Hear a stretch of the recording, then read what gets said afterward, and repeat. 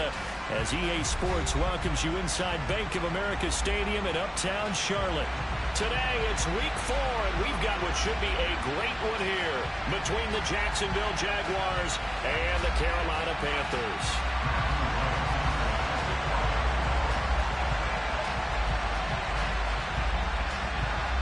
Fall is in the air, and the NFL season is in full swing, and we're underway here in week 4. This will be fielded inside the 5. And look at this. Right away, a loose football. And it's picked up by the Panthers. And a costly turnover there as the ball will be spotted first and goal at the 5-yard line. It's hard enough to play on the road in this league as it is. But to start on the road with a fumble on the opening kickoff, just not the precedent you obviously want to set. Not at all. And now it's just words because they've talked about it all week. From the time they start game planning for this one, remember, going into hostile territory, we have to set the tone right in the beginning, and they do the exact opposite. Running on first down, Eckler. And he will push his way forward down to about the 3-yard line. So the ball position now at the 3. Here's second and goal. Eckler again. And he will take it across for Panthers touchdown. Austin Eckler, his first touchdown on the year. And the Panthers go down the field in just 2 plays to take the early lead. Point after, right down the middle. And that makes the score 7-0.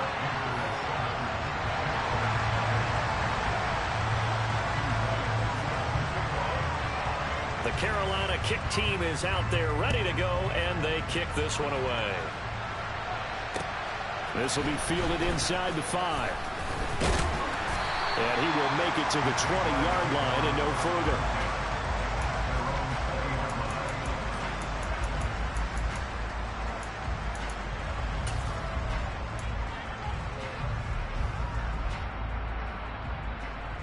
Lawrence bringing the Jaguars up, 1st and 10 at their own 20-yard line.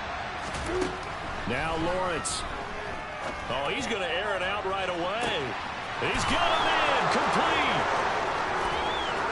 Touchdown, Jaguars. A great play there. His 3rd touchdown now on the year. And the Jaguars are able to strike quickly here as they are in for 6. That's a great response. You give up the first score of the game, but you go right down yourselves and get the equalizer. I just had a flashback there. I remember playing in a game like that in college where one of my teammates had said in the media that week, the opposite team would be lucky to cross our goal line. They crossed it in the first minute of the game. On our first offensive play, we scored to answer back. Something similar to what we just saw there. Very similar to what we just saw. Each team's had it. Each team has scored. 7-7 here as the kick's away. And that'll carry over the back line of the end zone for a touchback.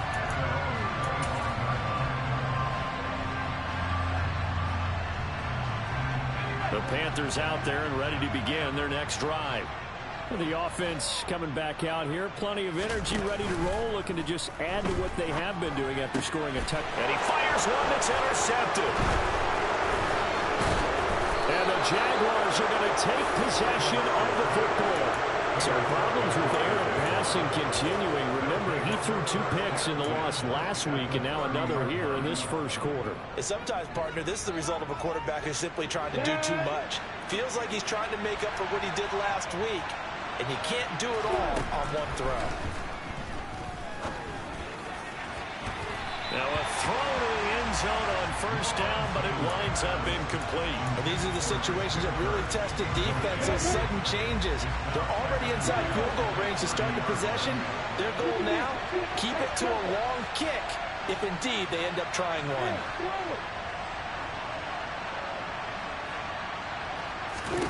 To throw once more on 2nd and 10. Lawrence hit and the ball is free. Points 1, 2, and 3 in their defensive game plan was to get to the quarterback and knock the ball free. They did it there. Luckily, offense hangs on to it. Yeah, that's got to serve as a wake-up call, though, because they can't afford to let the ball go over to the defense and miss opportunities. And I'm not saying it happened here, but you know what a good rule of thumb is when a play like that occurs? You know who usually recovers it? The guy who missed his block and let his quarterback get hit. I think he's got to be careful not to force anything into coverage right there. There weren't really any throwing lanes, but the best part for him, he's got second and third down to fall back on. After the incomplete pass, here now is 2nd and 10. Here's Lawrence to throw. Oh, hit as he throws there, incomplete. They're bringing a lot of pressure here already in the first quarter. Already sacked him once. Time to get in there and knock another one away. I think maybe that Tucker rule being gone makes defenses a lot bolder. Yes, indeed. That time, lucky that the arm was going forward, incomplete pass. On 3rd down, Lawrence. This is caught. Touchdown, Jaguars. A great effort there. 2 catches, 2 touchdowns here so far. And the Jaguars have taken the lead. Now they'll line up to kick the extra point.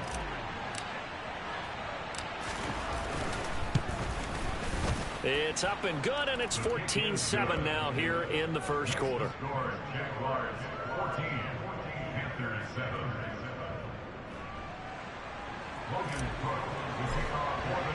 After the touchdown, Cook now to kick this one away. And this will not be returnable. It's out of the back of the end zone for a touchback.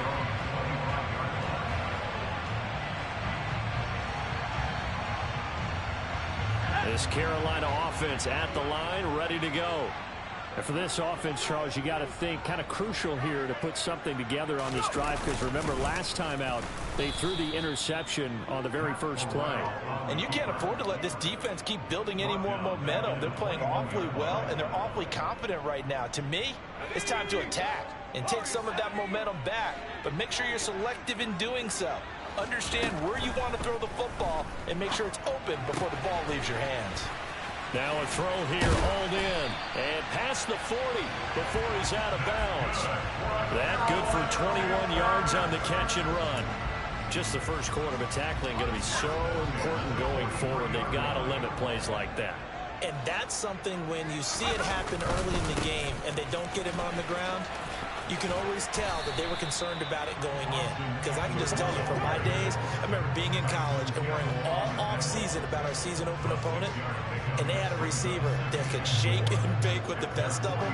I tackled him on the first pass of the game, and the relief was incredible. I ended up having a pretty decent ball game. But if I'd missed him, it would have been a different story. Long night. From just shy of midfield, Corral. It's a short one here, complete to the tight end. And they'll get this down to around the 47-yard line.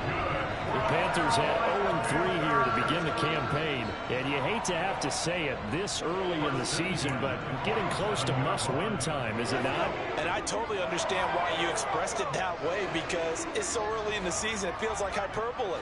But I think you are spot on this one. Yes, there's still time to turn things around, but they've got to start to win right now if they have any hopes of trying to make the playoffs. And a 5-yard gain gets them to the 42.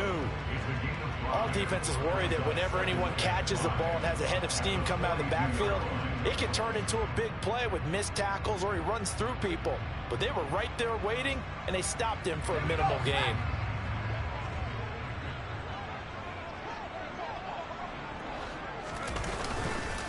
On second down, Eckler. And he's going to get it down to the 33-yard line here. 9 yards to pick up there, and it's a first down.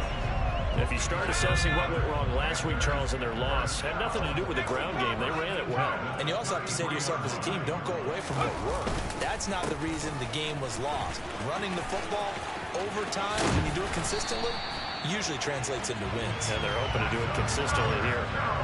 Give him 15 there, and the Panthers have a first down. Well, they came into this game saying it was important that they set the tone and show that they can run the football. And I believe that they've done that here in the first quarter.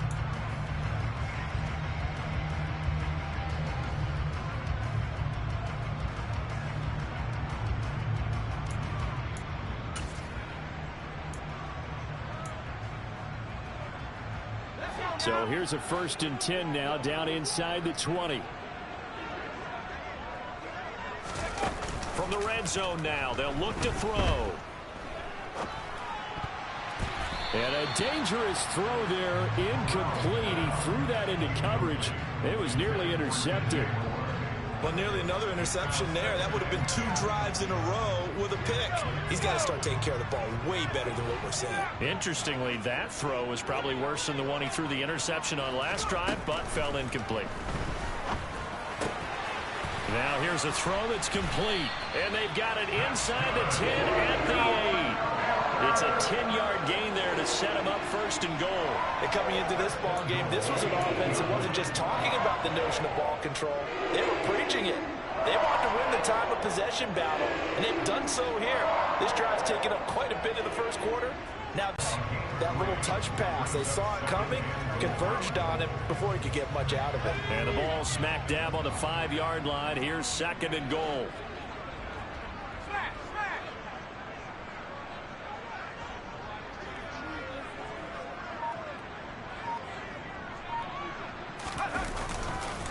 Now a give running left is Eckler. And he's going to get him about 3 yards closer. He's down to about the 2. Well, Brandon, we always know that once you score 1 touchdown, you're without a doubt. And so far today, he's got 1, but was denied as he tried to get the 2nd one.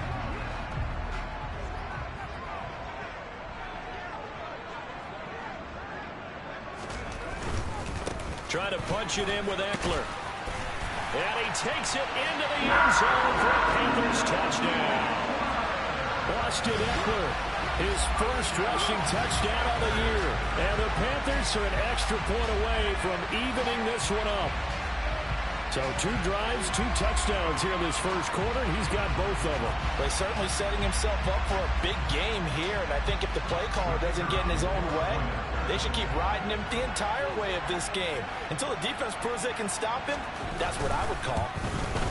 The kick is through the uprights to tie this game, but hang on a second, we do have a flag. And they'll accept that penalty. These 2 teams all tied after 1.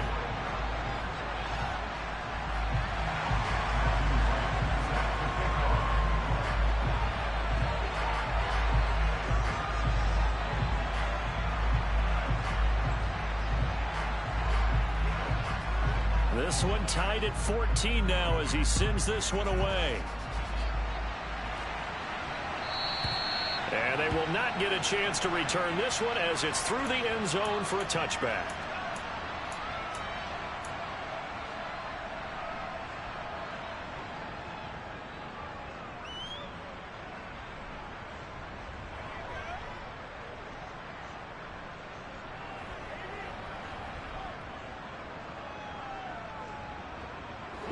Lawrence bringing the Jaguars up 1st and 10 at their 25-yard line. On play action, Lawrence going up top. And it looked like he got the feet down, did he? Yes, it's a catch. It's a big play for the Jaguars. 52 yards. Well, partner, I'm not sure how this drive's going to end, but how about the way they flip field position there? A nice attacking play that picked up a heck of a chunk of yardage. So barely time to catch our breath. Here's 1st and 10 just outside the red zone. Lawrence will throw.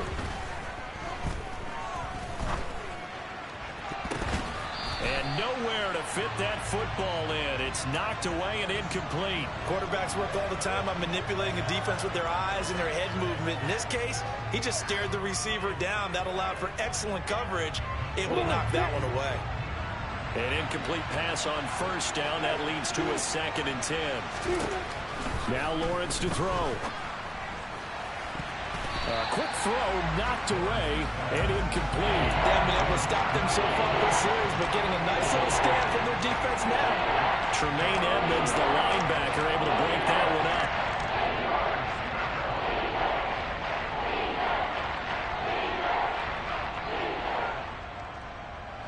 This offense was on the move. Now 2 straight incompletions have them looking at 3rd and 10. But to throw again is Lawrence. Got his man. It's caught. Touchdown, Jaguars. Travis Etienne, 23 yards for the touchdown as they have taken the lead. Extra point splits the uprights, and the lead is now 21-14.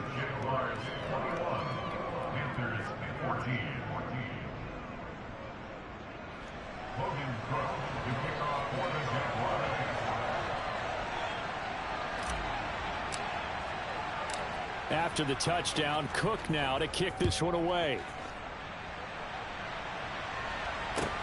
Takes it at the 7.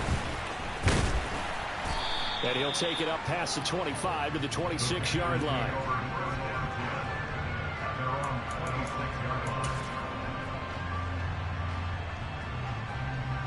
The Panthers out there and ready to begin their next drive. And the points, they have come fast and furious in this quarter. You really don't want to be on the defensive side of the ball right now, do you? Because you're either thinking, my replacement may get an opportunity. Your head better be on a swivel. Totally. Or maybe I just need to get out of the game for a while because I just can't slow these guys down. They've got to figure out a way to disrupt these offenses. And typically, one guy makes a big play, and that can help change things. They'll be looking for disruption on both sides right now. So they'll come up after the gain of 7 on a 2nd and 3.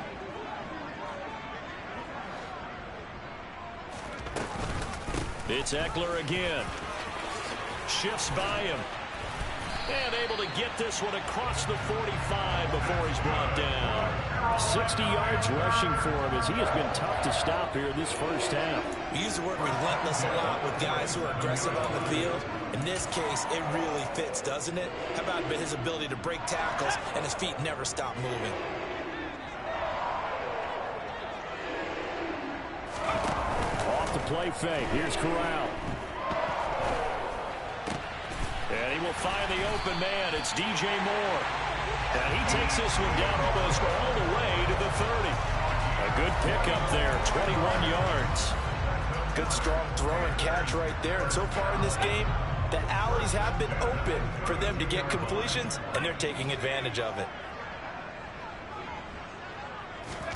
Here's Corral on first down. Quick hitter here, it's complete. And they're going to move it down to inside the 25.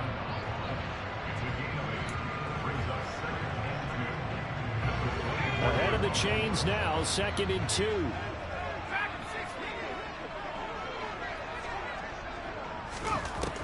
On 2nd down, here's Corral. He rifles one that's intercepted. And the Jags are going to get the football here at their own 23. That throw, Charles, over the middle of the field, and a few too many bodies in there got picked. That's a normal situation, too, isn't it? No matter how hard you try and spread the field sometimes, there's always going to be a traffic jam, it feels like, towards the middle. And if there's any type of a missed throw, or maybe the ball's tipped, or just too many bodies in the area, an interception can result.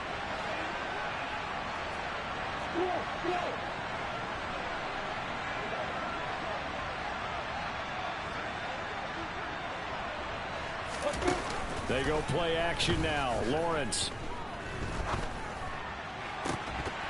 And that is incomplete. Oh, the coverage a little too good there, and it's 2nd down. He did an okay job of absorbing the hit, just couldn't secure the football through the catch. And he was right there on the spot and forced the incompletion. That's something defenders work on all the time. If you're there, make the contact, but continue to work your way through the And he's got it. What a catch on the sideline. It's a big play for the Jaguars. 41 yards. I'm seeing a lot of hands on hips in that secondary, and I suspect a lot of mumbling under their breath as well, because this defense has had no answer for the passing game here in the first half. So how about that for a chain mover? They're all the way down inside the 40 now for 1st and 10. Off the play fake. Here's Lawrence. He's going to try and go deep again. And this is intercepted, but they'll say out of bounds. So very close to a turnover there in the end zone. Partner, they've been aggressive, airing it out all game long, and no better evidence than those last 2 snaps. They weren't going to beat this coverage, though, 2 plays in a row, and that one falls incomplete. They'll try again from the 36 on 2nd and 10. Etienne up the middle. Pretty nice, aggressive run there before being brought down just inside of the 30. They get 7 out of that, so they're left with a 3rd and 3. That was a really nice run there to bring up 3rd and short. After the incompletion on 1st down, it's awfully nice to have a running back that you can hand it to and put you back in a good situation. They'll run with Etienne. And I don't think he got there, no. Just short by maybe a foot, maybe. Call it 4th and inches. Now the Panthers going to use the first of their timeouts. They'll have 2 remaining as we step aside here in this 2nd quarter.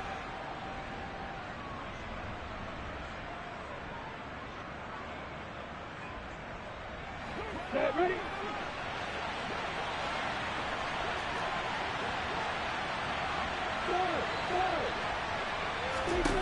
And they'll try and throw for it with Lawrence. He's going to have his running back. It's complete. He's got the 1st down and more than that. Touchdown! Travis Etienne. 2 catches, 2 touchdowns here so far. And the Jaguars' decision to go for it pays off with 6 points. The PAT up and good, but hold on a second. There is a flag. So they'll go ahead and accept the penalty.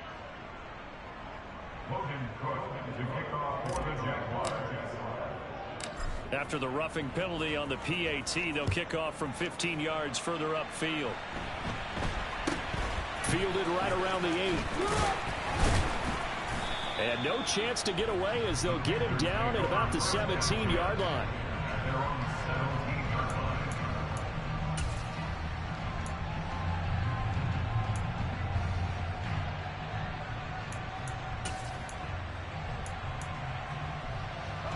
First and 10 for the Panthers as Corral gets them set at their own 17-yard line. He'll hand off here to Eckler. Knifes his way forward here, but just 3 yards on the play. 2nd down. The last run got 3. Now here's 2nd and 7. On the jet sweep, here comes Moore. And he is going to lose yardage here. That's a big loss of 3, and it brings up 3rd down. And we've hit the 2-minute mark in this first half of action.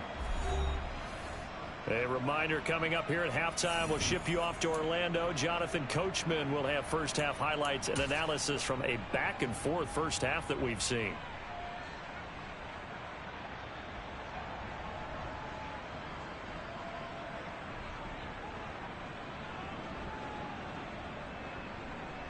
Right where this set of downs started, they need a full 10 here to pick up the 1st down and move the chains. Fakes a handoff here. Corral. Eluding the pressure right. He's got the connection to Moore.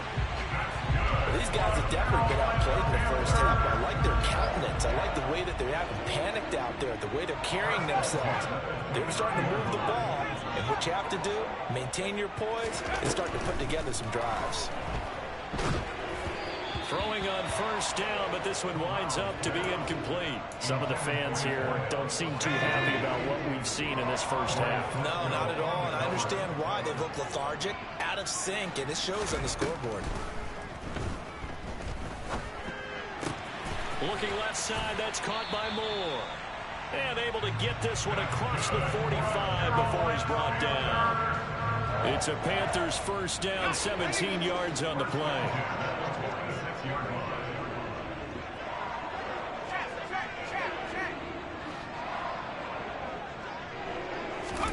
Corral to throw once again. Again, he finds Moore. And he's going to have a 1st down, and they get into field goal range here at the 29. The Panthers going to use the 2nd of their timeouts as they'll stop it with 40 seconds remaining in this first half.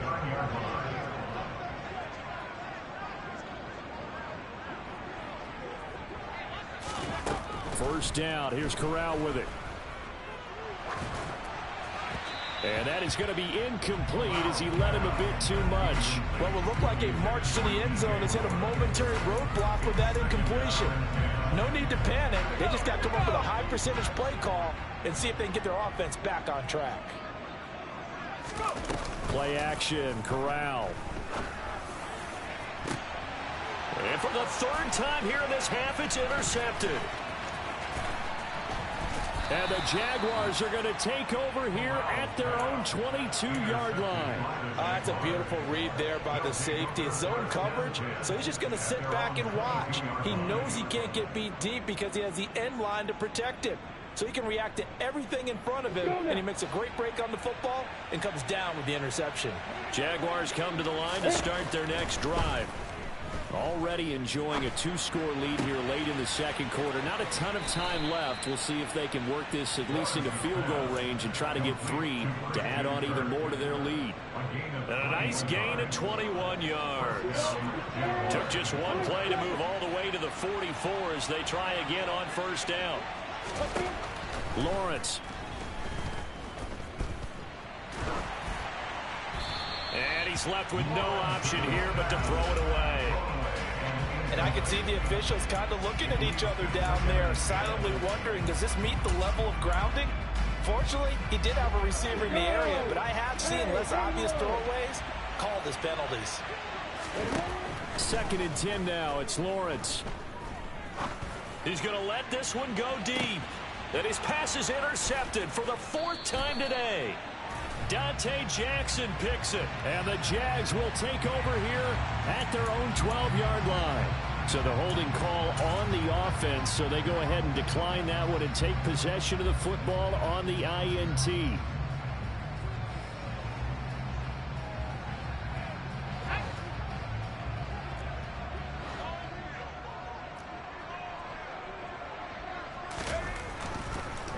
They'll indeed start on the ground to run that clock. And defensively, they're just looking to keep him contained as they're able to get him down. So we've reached halftime here with the visiting Jaguars out on top. As we'll send you down the coast now to Orlando, that's where we find Jonathan Coachman ready with our EA Sports Halftime Report. Coach.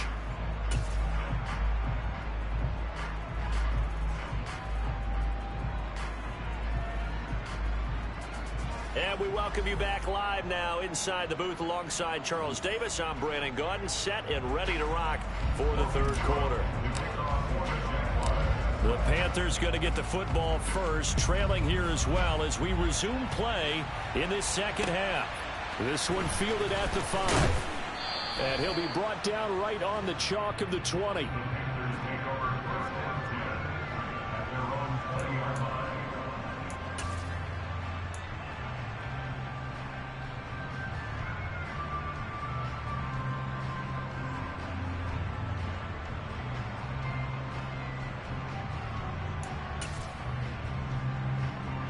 This Carolina offense at the line, ready to go.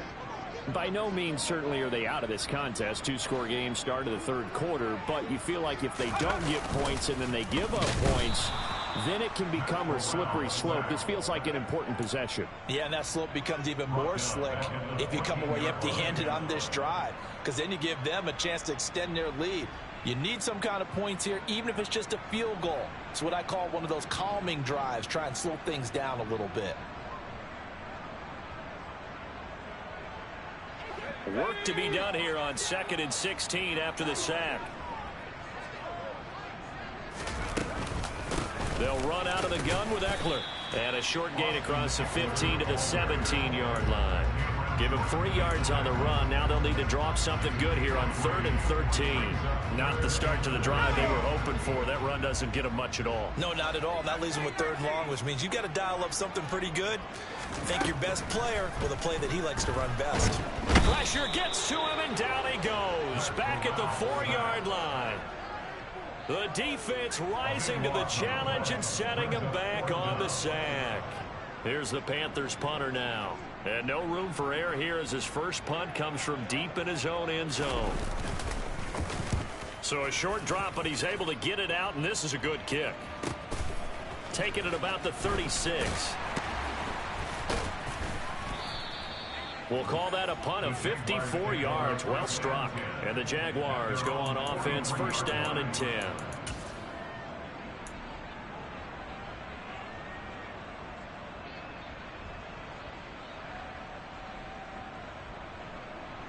Jaguars come to the line to start their next drive. Now Lawrence on first down. He's going to air one out. And it's incomplete. Took a shot, couldn't connect.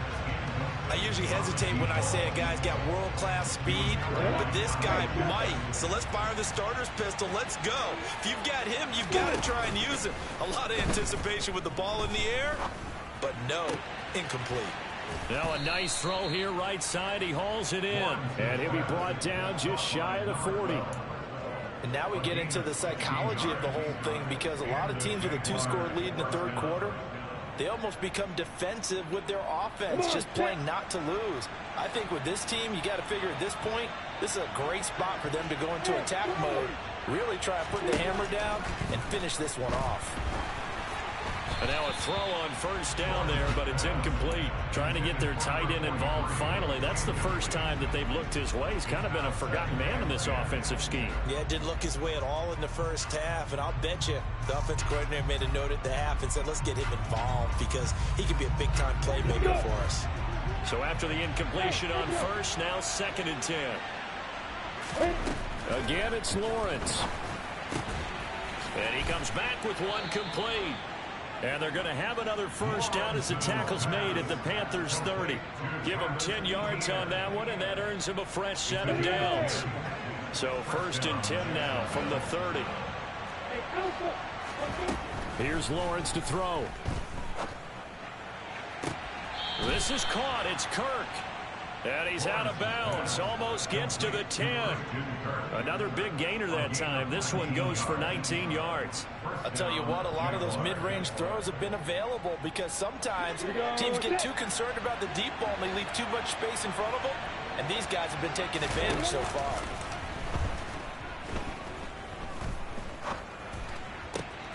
And this is going to be intercepted. Picked off by J.C. Horn. And the Panthers are going to have the football at their own 1-yard line. Charles, whatever's going on between his ears right now, it's just not completely calculated correctly. 7 picks between last week and this week after that one. And they always say the most important part of a player is those 6 inches between the ears. But right now, it's all those interceptions that are going on. So whoever his trusted confidant is on the sidelines, I don't know if it's the offensive coordinator, the quarterback's coach, maybe the backup quarterback, that's who he needs to get with now and get himself calm. 80 yards for him on the ground now as he has been terrific here this afternoon.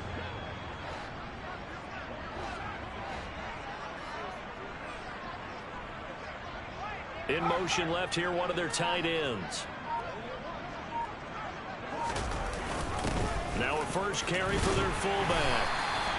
2 yards on the pickup, and that's all they needed to move the sticks. Let's face it, you always want a team full of guys who can get you first downs and big plays of all styles, but you've got to have a big man you can just turn and hand it to, and he can be dependable in picking up first downs.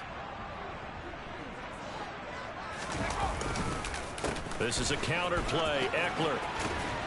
And he's taken down, but not before he gets this across the 25-yard line.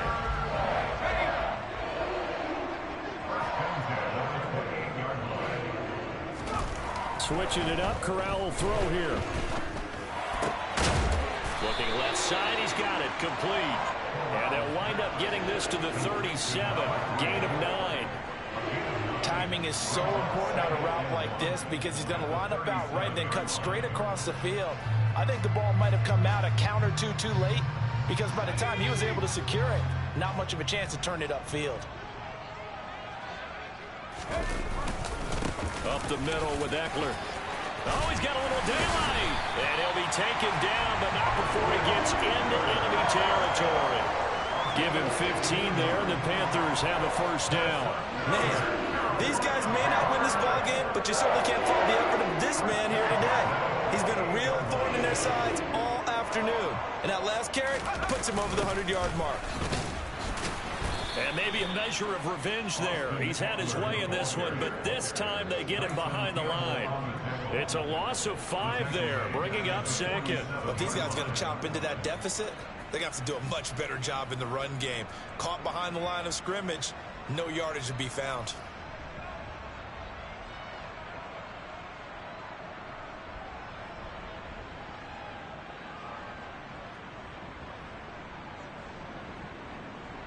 So a 5-yard run the other way in the wrong direction, and that leads us to 2nd and 15. Corral on 2nd down. They'll try and set up the screen. It's complete. And he'll be taken down, but not before they work this to the 45. That will go as a pickup of 7 on the 7th play of the drive. So they'll get a little extra time to come up with his 3rd down play as we played 3 quarters. We'll return with more after this. You're watching the NFL on EA Sports.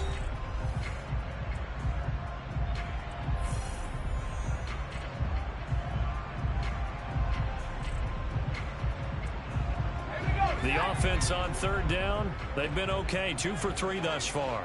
This is 3rd and 8. On 3rd down, Corral. And his pass is intercepted for the 4th time today.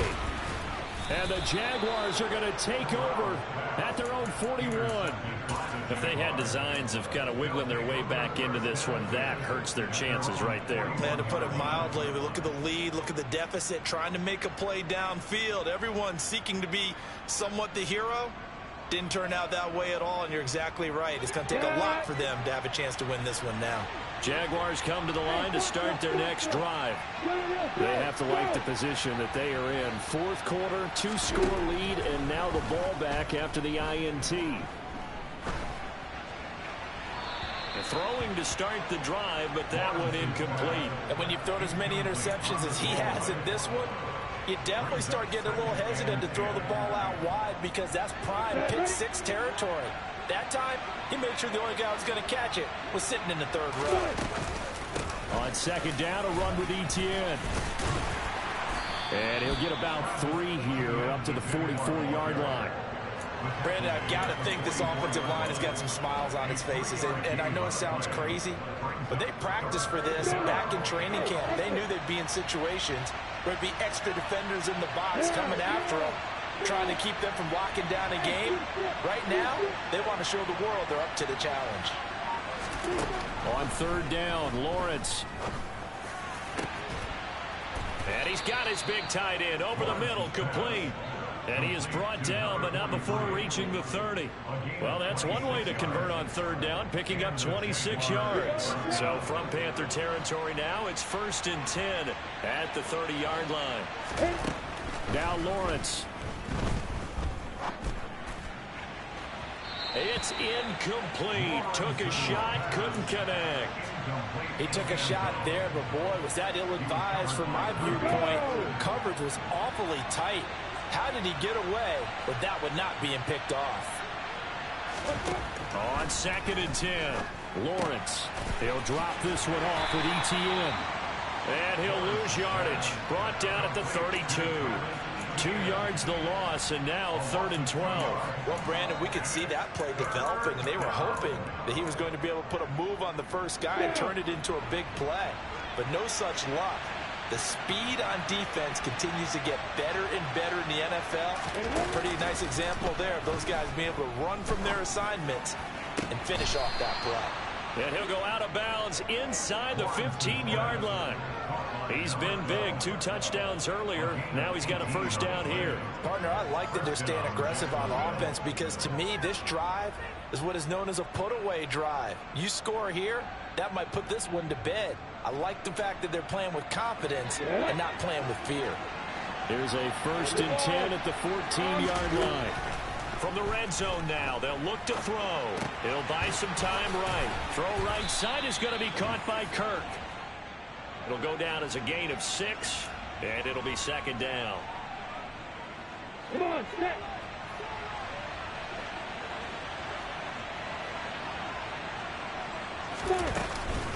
On the counter, Etienne.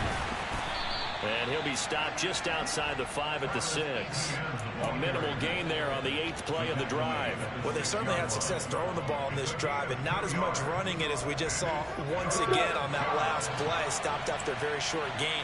But I wouldn't abandon the run totally, because otherwise, pass rushers just tee off on your quarterback. Makes it very, very difficult for him in that situation. Meanwhile, on third down, they take a shot at the end zone, but it's incomplete. What an excellent defensive stand there in the red zone. Nice tight coverage. They certainly recognized how important it was to bring up fourth down here.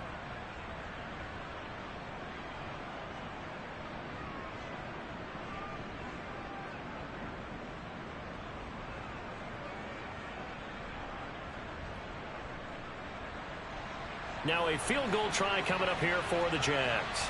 This to make it a 3-score game late. Oh, they flip it to the kicker. He looks like he's going to throw it. The fake field goal catches everyone by surprise. And the Jaguars look like they're going to get back in the win column as they extend their lead here in this fourth quarter. Extra point right down the middle. And the lead now to 3 touchdowns at 21. After the touchdown, Cook now to kick this one away. And this will be a touchback as that sails over the end line.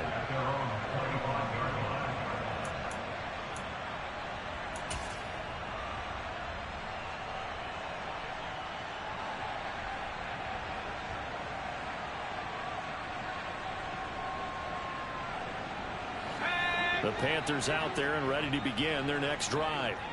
And you see a lot of frustrated faces as they are inching closer to a 4th straight loss. And the reinforcements come in as they're going to stop it behind the line. 2 yards the loss, 2nd and 12. I think this offense, specifically this running game, they're going to have to find a way to turn the page because they haven't found a way to run it effectively thus far, and it's cost them. First play of the drive goes the wrong way. Here's 2nd and 12. Fakes the handoff. Now Corral to throw it. And he's just throwing the ball up for grabs now. Fortunately, that one going to fall incomplete. Another throw there off the mark, and obviously he's battled all of the interceptions. Things just haven't been true to form for him. I don't know. What do you think's going on out there, CD? That's a great question, and my suspicion is he's been coached really well to not show that he's having a problem. You know, they always tell you no matter what, you keep throwing the football with confidence. Well, we're not seeing a confident thrower right now. He's off balance, the passing game's off balance, and the defense is taking advantage. So the big play moves him all the way across midfield. It's 1st and 10 from the 45. Here's Corral on 1st down. Oh, he was hit as he threw it there, and that one winds up incomplete. That incompletion brings us one step closer to the end of this one. Maybe mercifully, partner. And let's face it, though, no surprise, they're still flinging it around. They have pride, too. Corral yet again going to throw it. And my goodness, another interception. And the Jags are going to take over here up near the 40. So a nice play defensively by the rookie coming up with the INT. And that's a late-round pick right there, making a first-round impact. And a lot of these day 3 corners, they end up winding up on special teams and sub packages and even on the practice squad. But he's really made an impact on this defense, and he comes up with the interception there. Officially, it's a 1-yard loss. That's going to bring up 2nd and 11.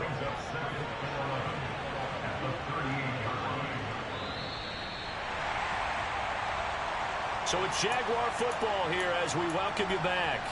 And no doubt what they're looking to do is just salt away the final couple of minutes and escape with a win.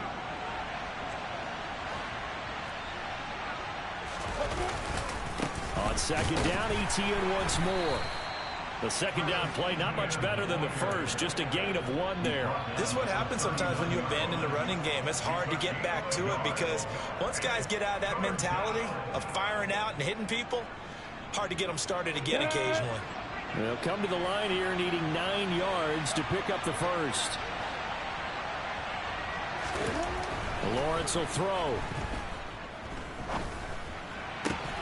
And that's going to be incomplete.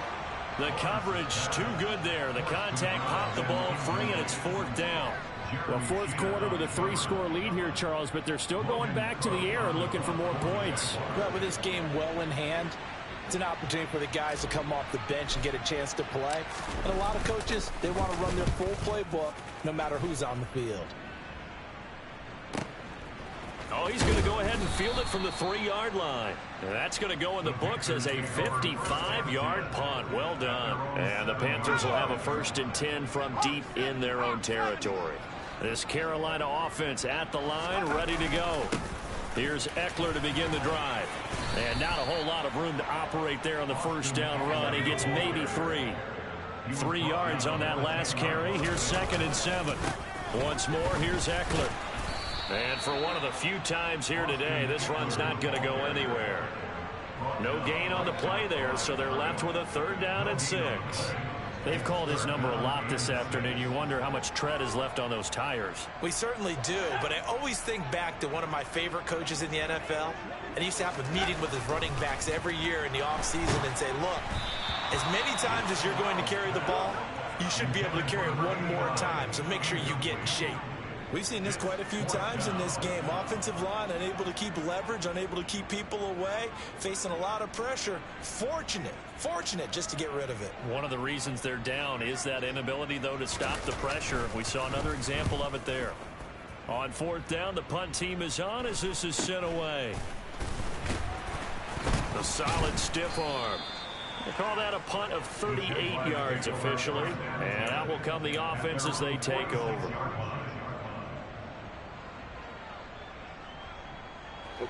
Jaguars come to the line to start their next drive. Well, CD, this is the ideal situation. The 4th quarter, you come out here late, not much time on the clock with a comfortable lead, and put the final nail in the coffin. Yeah, this offense, all game long, they've been powerful, they've been dangerous. You're exactly right. They can end this one on their own terms.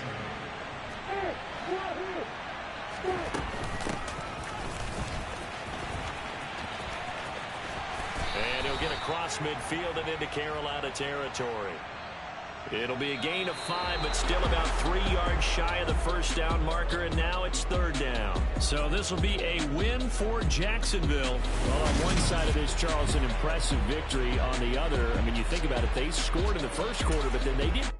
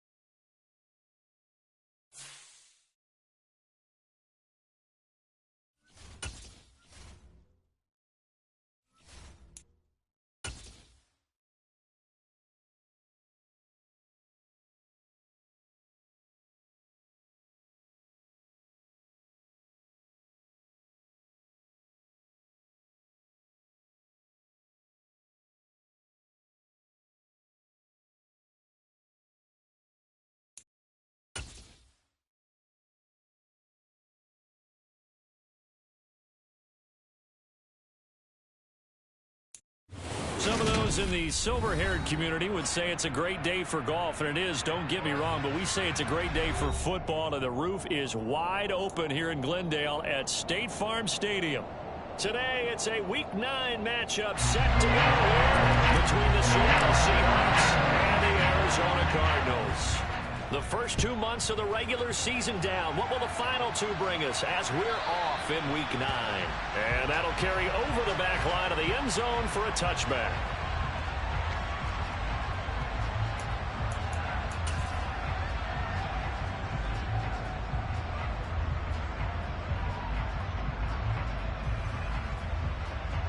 Let's go now.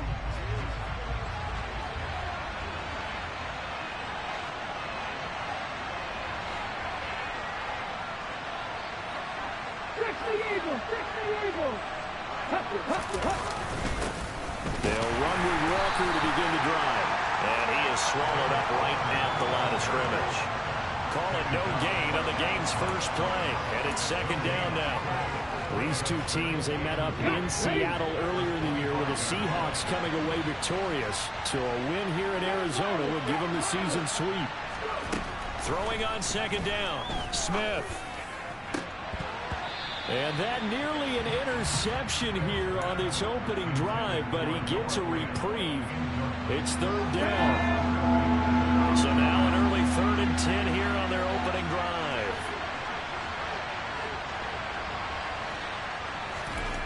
A shotgun snap for Smith. Open man, that's Noah Fant, the tight end. And he is going to have a Seahawks first down as they're able to get the third down conversion. That's his first catch of the game, and an impressive one against multiple defenders. And how about that start? Really aggressive. Yeah, there was double coverage out there, but that didn't stop them at all. They went right at it and defeated it on that play. Smith on first down. That is taken in by the tight end Fant. And he is out of bounds, but not before he's inside the 30. That one goes for 36 yards. So now then, the big play has him all the way inside the 30 now, 1st and 10. Walker now on 1st and 10. And they'll bring him down at the 18-yard line. It'll be a pickup of 10 yards. And that'll bring up a second and just about a few inches here. That's a really nice job by them picking up the run blitz and detecting it and blocking it and turning it into a nice run. And a lot of times you think if you blitz a running play, you're going to smother it. But a lot of the blitzers, they come in a little bit high. They don't have great leverage, and they're easily blocked and turned to the side. A solid pickup of 12 yards, and now they're knocking on the door.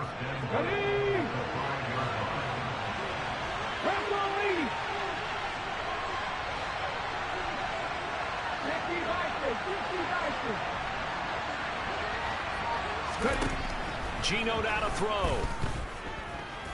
Buying time to his left. And he'll just chop this one up into row G. It's incomplete. Well, you know you don't want to make a mistake in that area, so you make sure you make a smart throw. Throw it out towards the sidelines. If you overshoot your guy, so be it. It's just the incompletion that we saw there. The line of scrimmage once again the 5 as they get ready for 2nd and goal. Throwing now is Geno.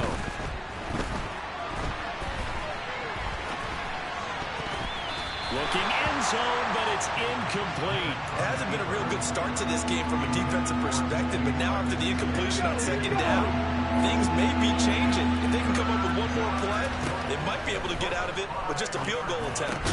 Completes it to Fant on the right side. A gain of 5, but not enough. Leads to a 4th and goal.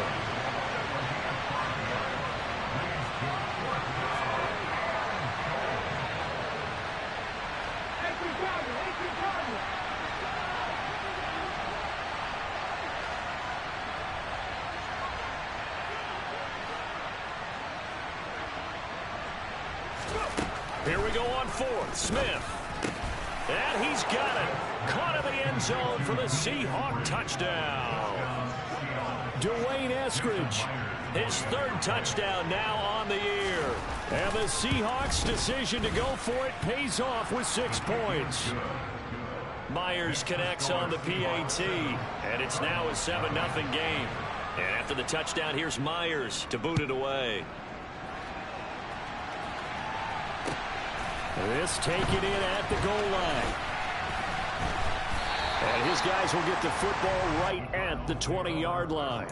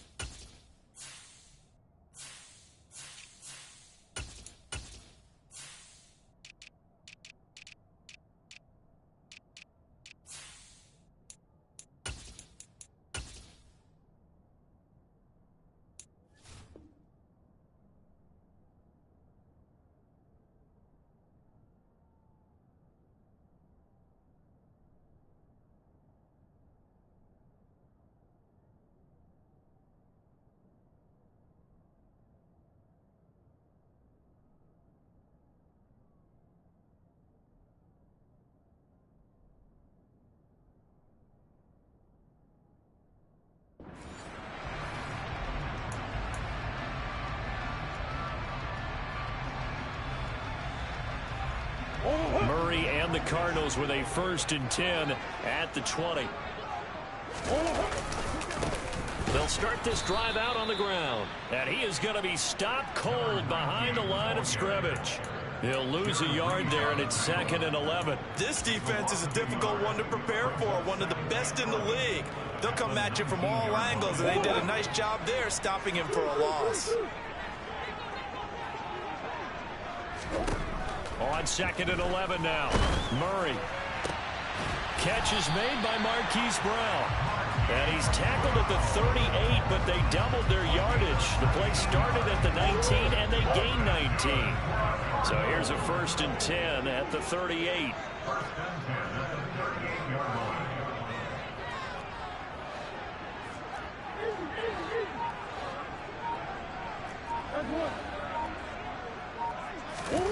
On play action, it's Murray. On the move to his left.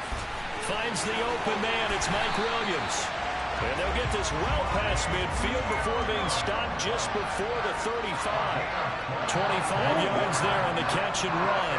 So from Seahawk territory now, it's 1st and 10 at the 37-yard line. Murray's throw complete here to his receiver, Brown. And he's going to be taken down just shy of the 35. The Cardinals at 3-5, 2 games under 500. They've lost 3 straight here, and it kind of goes without saying, I guess, but they could certainly use a win. Yeah, no doubt about that. There's a difference between a losing stretch and a losing streak, and right now, they're not playing their best football, but if they were to fall here, and now you're looking at going 4 games without a win, things can start compounding themselves pretty quickly from this point forward. One thing that you're going to see from this offense is that they love the matchup with their wide receivers against this secondary. That one wasn't successful, but don't expect them to back away from attacking all game long. Now the throw on 3rd down, knocked away and incomplete. And that's a nice job there because you've got to play the ball, not the man when in coverage. That'll keep you away from a lot of needless penalties, and he's able to knock that one away.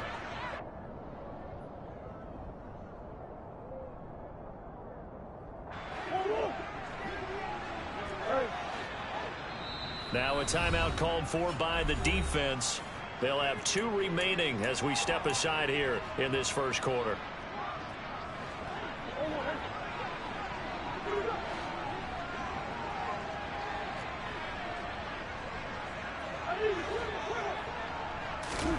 They're going for it. Hits Murray. And he'll be brought down at about the 23-yard line. That's the number 2 receiver in the NFL in terms of yardage, and tell you what, a few more plays like that, he won't be number 2 for long. Well, that's what often happens when you have competitors running around the field. These guys know where they stand in relationship to yardage, totals, numbers, the whole deal. And let's face it, all of them, they all want to be number 1. Murray now on 1st down. Nowhere to turn this time, and he goes down. Sacked back at the 29. Josh Allen coming in for that outside linebacker spot, and he buries him for a loss of 7. They just gave up a sack there, and if I'm not mistaken, they gave up 4 last week, didn't they? Yes. And just looking really porous, aren't they? They really are, and I'm wondering if they're going to have to start thinking about keeping the tight end in, maybe a back, someone to help assist, because right now, the quarterback's been getting hit a lot in the last couple of games.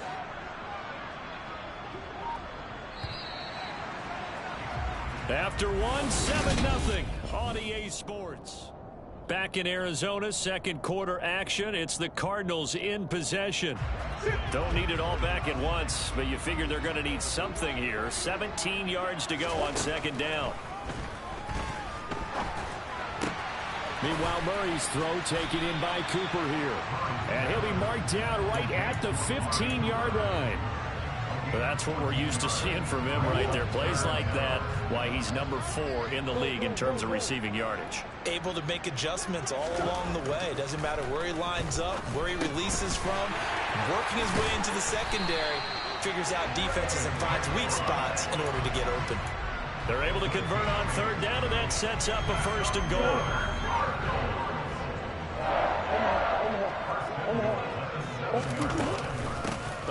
This on 1st and goal. And the hole closes quickly here. He can fight only to about the 4. That gets him 3 yards closer here as it brings up 2nd and goal. You got to be ready for anything when you play defense against this head coach. That is not something you'd expect to see here in the red zone, but it winds up getting him a few yards. 2nd down and goal. Murray to the end zone, but it's incomplete. Oh, they were so close. That close to their first points of the game. Just needed to hang on just a second longer, but he couldn't complete the process of the catch through the jostling from the defender. A big play forthcoming. Here's 3rd and goal.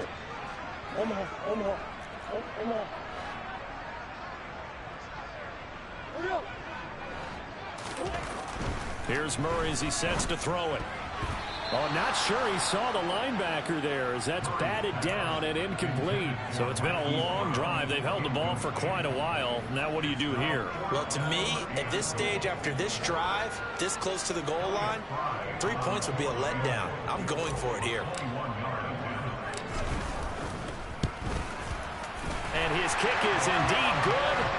So a long drive gets him down inside the 5, but ultimately they settle for just the field goal. I have to think that if maybe they were a yard closer, that would have made their decision tougher, and I think they likely would have gone for it. But in this situation, they just decided to take the 3, and I think it was a smart move. And able to get this across the 20, but not much further as he's dropped at the 23-yard line. Coming to the line here to begin their next drive, the Seahawks offense. Just the one misstep for them in the first half of the season. 7-1 is the record at the midway point. And in terms of whatever power rankings you want to go by, they're at or near the top of the list in terms of best teams in the National Football League. And for me, in my little bit of rankings here, I've got them at the top. I know there's still 2 months to go, and we've seen teams get off to hot starts and then fade away due to injuries or the schedule or whatever. But unless there are a rash of injuries on this team, I'd be surprised if they aren't a 1st or a 2nd seed come playoff time. 9 yards, and that leaves them just short, so it'll be 3rd and less than a yard.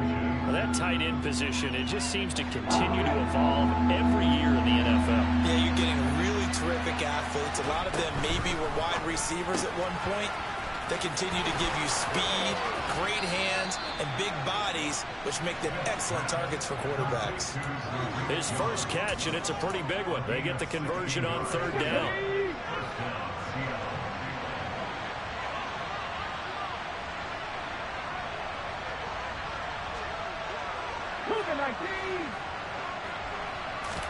They'll fake the handoff. Now Smith. He's got his big tight end, Fant. And he's going to be taken down just shy of the 35.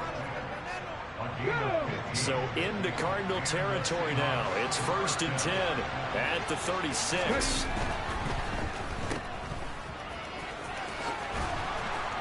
And he is out of bounds inside the 30. It's a game of matchups, and that's why you take your receivers and move them around a bunch, especially your best guys. And when they work out of the slot, you often hear the coaches talk about how great it is because it gives you a two-way go. You can break out or you can break in. That makes it hard to defend. And he'll go out of bounds in the red zone just inside the 20. Coming into the week, he's the NFL's leader in receiving yards. There's his first catch, and it's good for a first down. From the red zone now, Smith. Out to the right, he gets it to Lockett. And he will reach the 5-yard line before going out of bounds. Back-to-back nice plays, 12 yards that time, and a first down.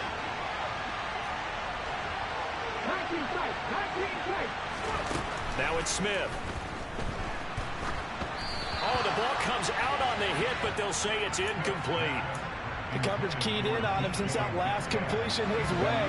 He earned a little more attention on that route, and that made it a lot tougher to get a clean throw his way. And this will be caught by Metcalf for a Seahawk touchdown. A 5-yard touchdown catch, and they're able to add on to their advantage. Extra point up and through by Myers, and that pushes the lead up to 11. And after the touchdown, here's Myers to boot it away.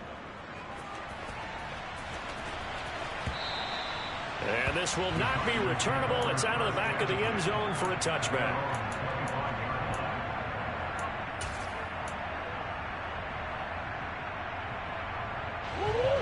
Arizona's offense at the line, ready to get their drive started.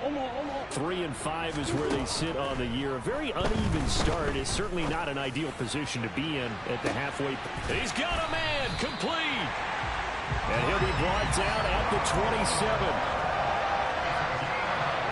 We've got a 14-3 ball game with 2 minutes left in the opening half.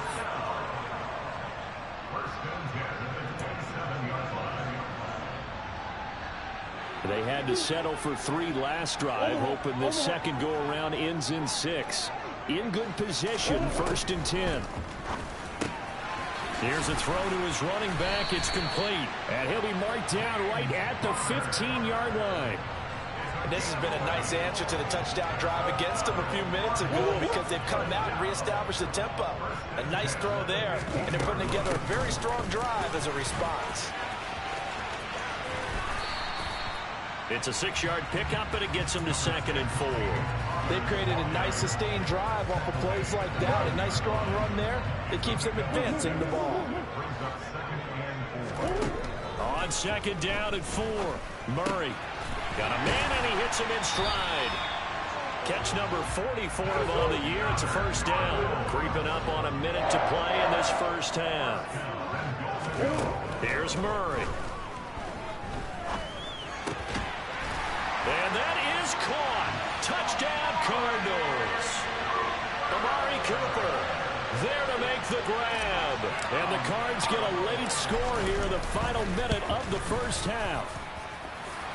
Point after, right down the middle. And that makes it a 14-10 ball game. The lead cut to just 4 as they kick it away and turn things over to their D. Fielded right around the 8.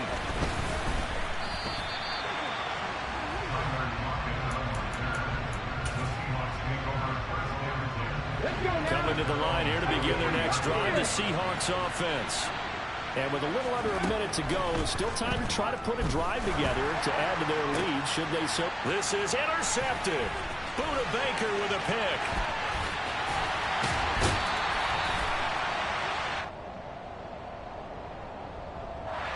A little too much extracurricular there. When you have a game with a lot of contact, tensions are going to run pretty high. You're going to be emotional, but you have to harness it somehow, and he didn't on that play.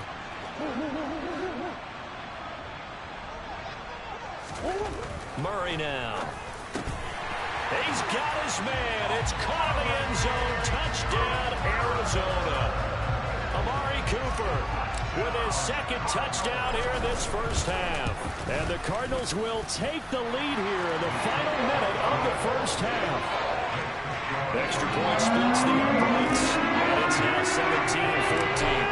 17-14. The Cardinals set now to kick this one away, and off we go. This will be fielded inside the 5. And up to about the 26-yard line, just across the 25.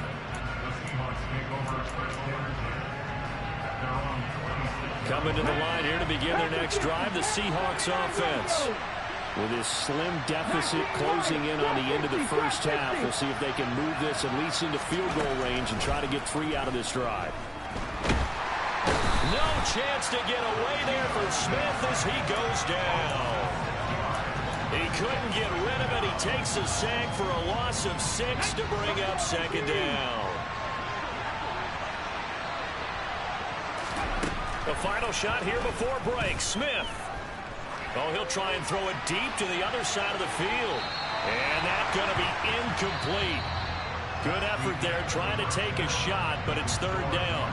So we reach halftime here in Glendale with the Cardinals on top. As now we send you out to Orlando and hook back up with Jonathan Coachman for our EA Sports Halftime Report. And we welcome you back now. Alongside Charles Davis, I'm Brandon Gunn, getting set for quarter number 3 here. The Cards with a lead, and they will get this football first as the second half gets started. Taken at the goal line. And they'll start this drive just across the 30. Pretty nice work on the return.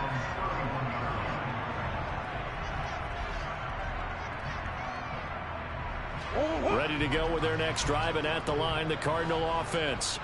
Hey, Charles, they've got the lead. Put your coaching hat on here now. What's the game plan for the second half? I think getting the running game going a little bit more, because I thought in the first half, they didn't get it moving the way that they would like. They had success throwing it, but I think these first couple of drives, they'll want to get those running backs going and give them more opportunities, and I will guarantee you that those guys were lobbying for them in the locker room at halftime. On second down, Connor looking for space, and he'll get this up to about the 40. Well, you certainly have to give a little credit here because they're playing this game now at their pace. This is ball control football, sustained runs, taking their time and making it work. And he's got the first down yardage as he brings this up to the 47. It's a pickup of 6. Brandon, they're still in the lead, but momentum's certainly been going the opposite direction. So to me, that's a really important pickup there on third down. Try and regain some confidence, and you're right, they need to stem the tide a little bit. That certainly helped. And now look at this. Big gain, but a fumble. And the Seahawks have picked it up. And his guys are going to take over at the 21-yard line. So that is not the way you want to begin the half when you're only up by 1 score. A turnover right away. And my guess that in the locker room, that's what the defensive coordinator on the other side was saying. We've got to find a way to get the football back for our offense. And they were able to do it. To about the 23. I have to think a major focus at the halftime means had to be figuring out how to create space for the running game to get operating. Well, what you pointed out to me at half seems accurate. That line has struggled to sustain blocks. Yeah, I would agree with that totally. They've got to focus on staying on their double teams at the first level, make sure that block's secured before they slide off and try and chip someone at the second level. So into Cardinal territory now. It's 1st and 10 at the 48-yard line. They'll get this out wide to Metcalf. And he'll go out of bounds right around the 40. A gain of 8 there on the play. And that'll bring up a second down and just a couple. On second down, it's Walker. And some room to work. Walker hitting the ball is out. And the Cardinals have got it. Going the other way. And his guys will take over at the 30-yard line. You remember in preseason we were going to the different training camps and visiting teams, and we always would see the running backs working out and going through those gauntlet drills, and guys either slapping at the ball or the machines. You got to learn to take care of it. Yeah, they lost it there. Big fumble. Arizona's offense at the line, ready to get their drive started. He's going deep for Brown. He's got a man. Complete. Touchdown, Cardinals.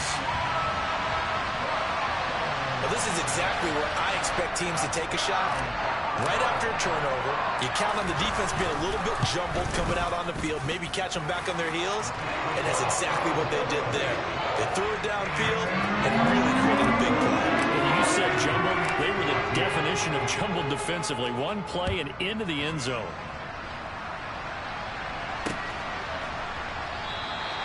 And it'll be a touchback as Tyler Lockett says, I'm not going to return this one.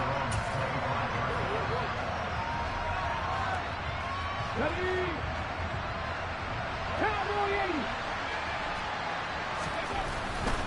80. Here's Walker to start the drive. And he is going to lose yardage here. Officially, it's a 1-yard loss. That's going to bring up 2nd and 11.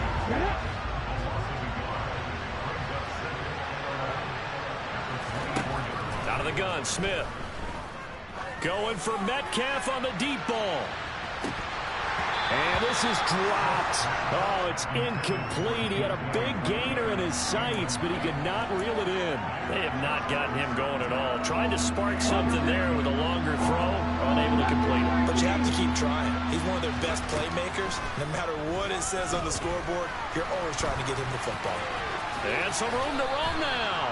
And this turns into a nice gain with a slide at the end. A nice job there on the escape and scramble. A first down, a 16-yard gain.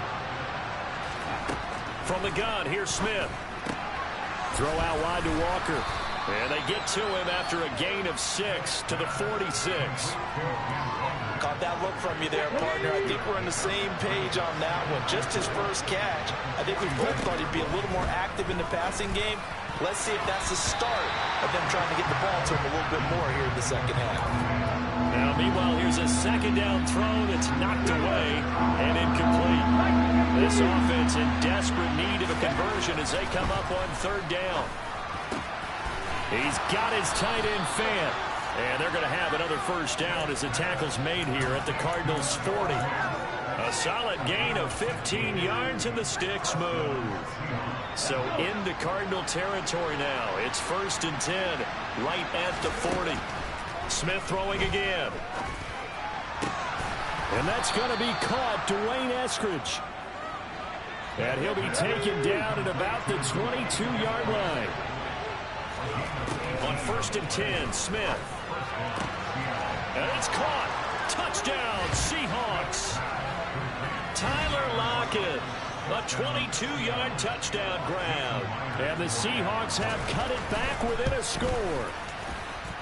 Myers connects on the PAT. And that cuts the lead to 3, 24-21. And after the touchdown, here's Myers to boot it away. This fielded right at the goal line. And a good return as he'll be stopped just shy of the 30-yard line.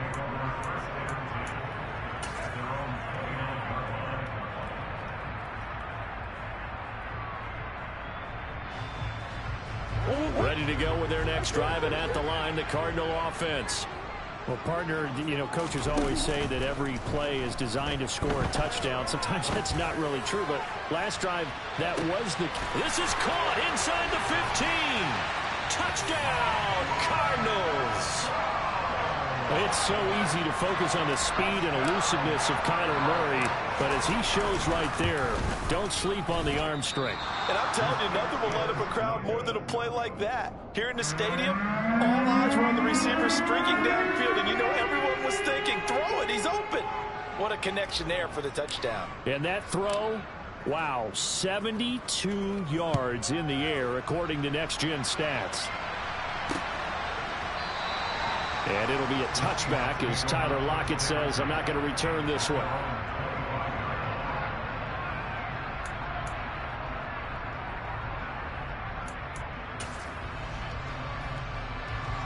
Coming to the line here to begin their next drive, the Seahawks offense. The offense running out, and they are charged up, ready to go after reaching the end zone on their last. And that's caught inside the 35. Touchdown. DK Metcalf with his second touchdown of the afternoon. And the Seahawks are able to cut into this deficit here in the final minute of the third. Extra point up and through by Myers. And the lead is down to 2. And after the touchdown, here's Myers to boot it away. taken in at the 3. The lane opens here. He's past the 30. Any return that gets you to midfield is a great return. One first down, and you're almost in field goal position.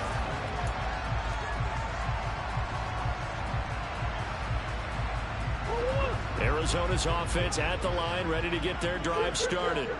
And they've got the lead here getting late into the third quarter. The passing game for them, it's been terrific. We've seen that, but the rushing game almost non-existent. He's got a man, complete. And he goes down, but not before getting this inside the 25.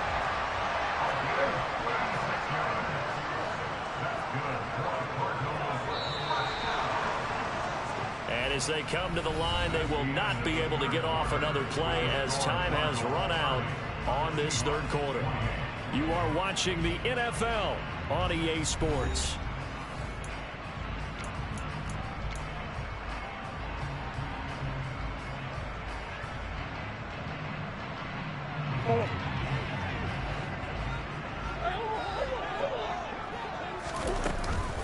On 1st and 10 is Counter. And he is into the end zone. Touchdown, Arizona. James Conner, his 3rd rushing touchdown on the year. And the Cardinals are able to build on to their 4th quarter lead. Extra point right down the middle. And that makes this a 9-point game. The Cardinals set now to kick this one away, and off we go. This will be fielded inside the 5. And he'll get it up just past the 20 as his guys will go to work at the 21-yard line. Coming to the line here to begin their next drive, the Seahawks offense. And you figure after giving up that last touchdown, they trail by 2 scores here in the 4th quarter. This drive becomes very critical.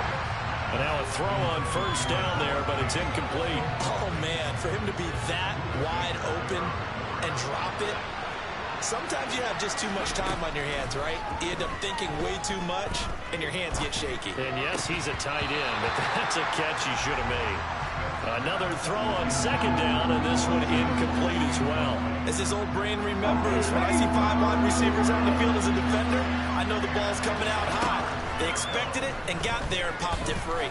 Going for Metcalf on the deep ball. It's caught inside the 25. And all the way in, touchdown Seattle. DK Metcalf with his 3rd touchdown so far, number 13 now on the year. And the Seahawks have made it a 1-score game again here in the 4th. Myers connects on the PAT. And now things get a bit more interesting here in this 4th quarter.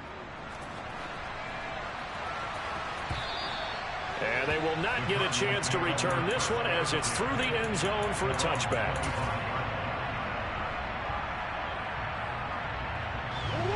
Ready to go with their next drive, and at the line, the Cardinal offense. And they've seen their lead nearly extinguished after that last score, but bottom line, they are still on top with the football, and a touchdown on this drive would really put them in position A. Calling a gain of 4 on 1st, and that'll make it 2nd down. Now Murray.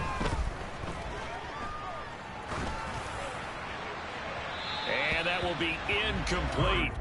Tried to dial up the long one way out there, but it'll be 3rd down. Well, you most certainly don't want to go 3 and out here and give the football right back, because your friend, Old Momentum, he's wondering if he should change sidelines about right now. And if you don't convert here, guess what? He's going to make the trek to the opposite side, and all of a sudden, you've got a battle on your hands. He's going deep for Brown. And he bats it away, and it falls down incomplete. After what they've faced during this game, where they've given up a ton of yards downfield, there has to be a measure of revenge right there for the secondary. They've been shredded throughout the game and finally forced an incompletion. Here's the veteran punter Lee as he sends this one away. Now it's Lockett. They'll score that a 36-yard punt, and it'll be Seahawk football, 1st and 10. Coming to the line here to begin their next drive, the Seahawks offense.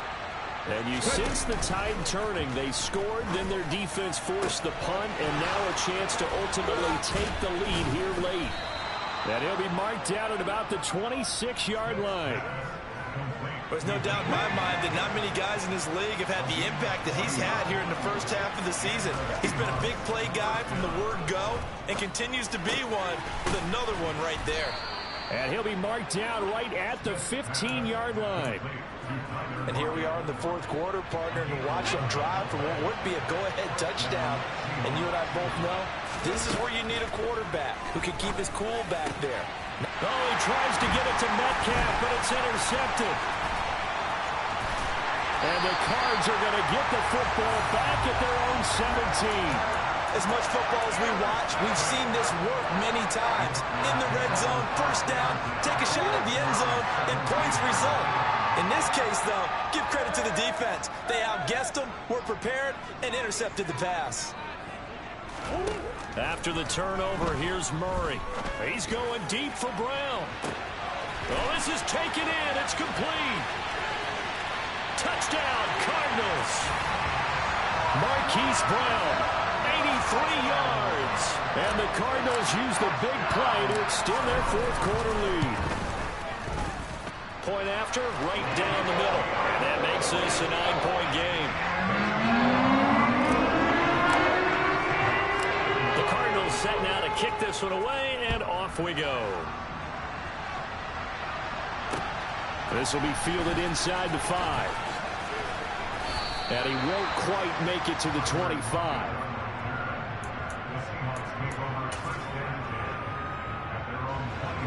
Coming to the line here to begin their next drive, the Seahawks offense. Well, that last touchdown we just saw, what an important one. Now it's back to a 2-score deficit for this crew as they take the field here, and they are in desperate need of finding the end zone.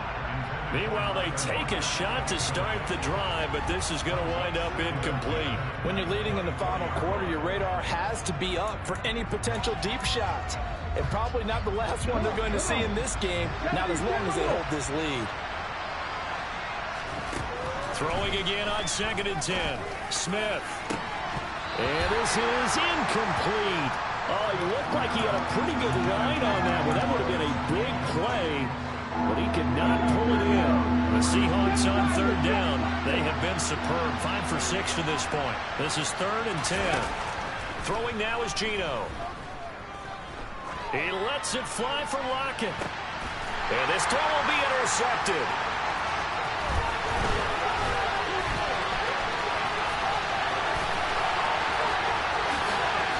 And they will score. It's a pick 6 for the Cardinals touchdown. Now back onto the field comes the Cardinal offense, and they're going to try for 2.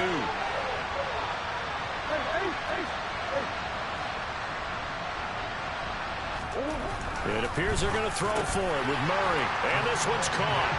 And their fourth quarter lead grows by a couple more. So they throw the pick 6. They'll get another shot at it now as this one's in the air. Takes it at the 7. And he'll be stopped up at the 25.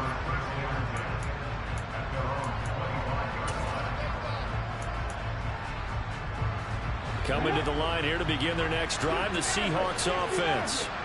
This one certainly has not gone according to script. You would have thought on paper that this offense would have its way here, but they certainly... And he's going to be intercepted for the 3rd time thus far.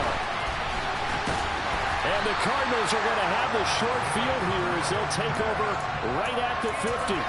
That interception may be the exclamation mark on what really all around has been a good performance. A fantastic performance. They will enjoy film session. Their grade should be very good on this one. And I think the next time... Murray fighting, lost the football. And the Seahawks have picked it up. And his crew will take over at their own 45-yard line. And they had just picked it off to get the football. They fumble it right back. Look looked over to both sidelines. A lot of scrambling to find the helmets. Yeah, you can almost, you know both sides are screaming sudden change. Because when sudden change happens, that's a defensive call to get back out on the field. There's been a fumble, so an interception, some type of a turnover. You've got to get back out there and play. These guys just want to get to the bench and gather themselves and regroup a little bit. Let's see if these offenses can settle in and start taking care of the ball a little bit better. Smith's throw into the hands of Fant. And he's going to be taken down just shy of the 35.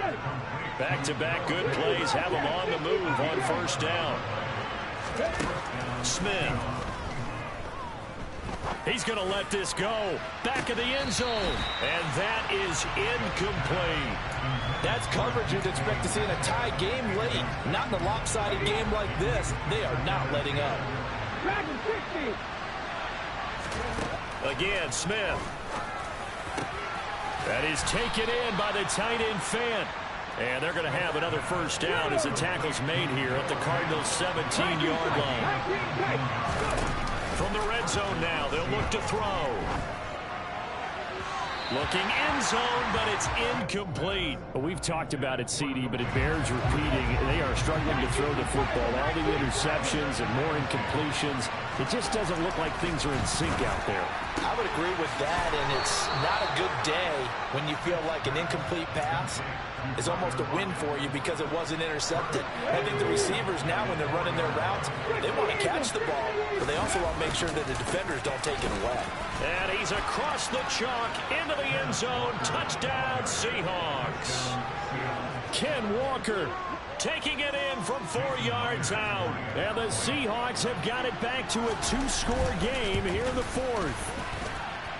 Extra point up and through by Myers. And the lead is trimmed down to 10. And after the touchdown, here's Myers to boot it away. And this will be a touchback as that sails over the end line.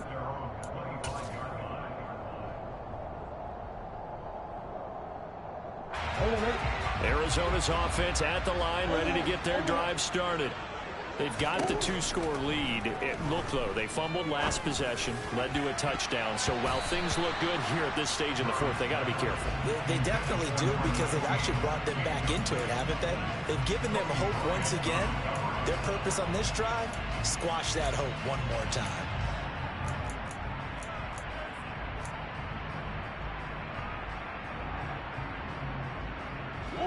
So the incompletion, and now it's 2nd and 10, again from the 25-yard line.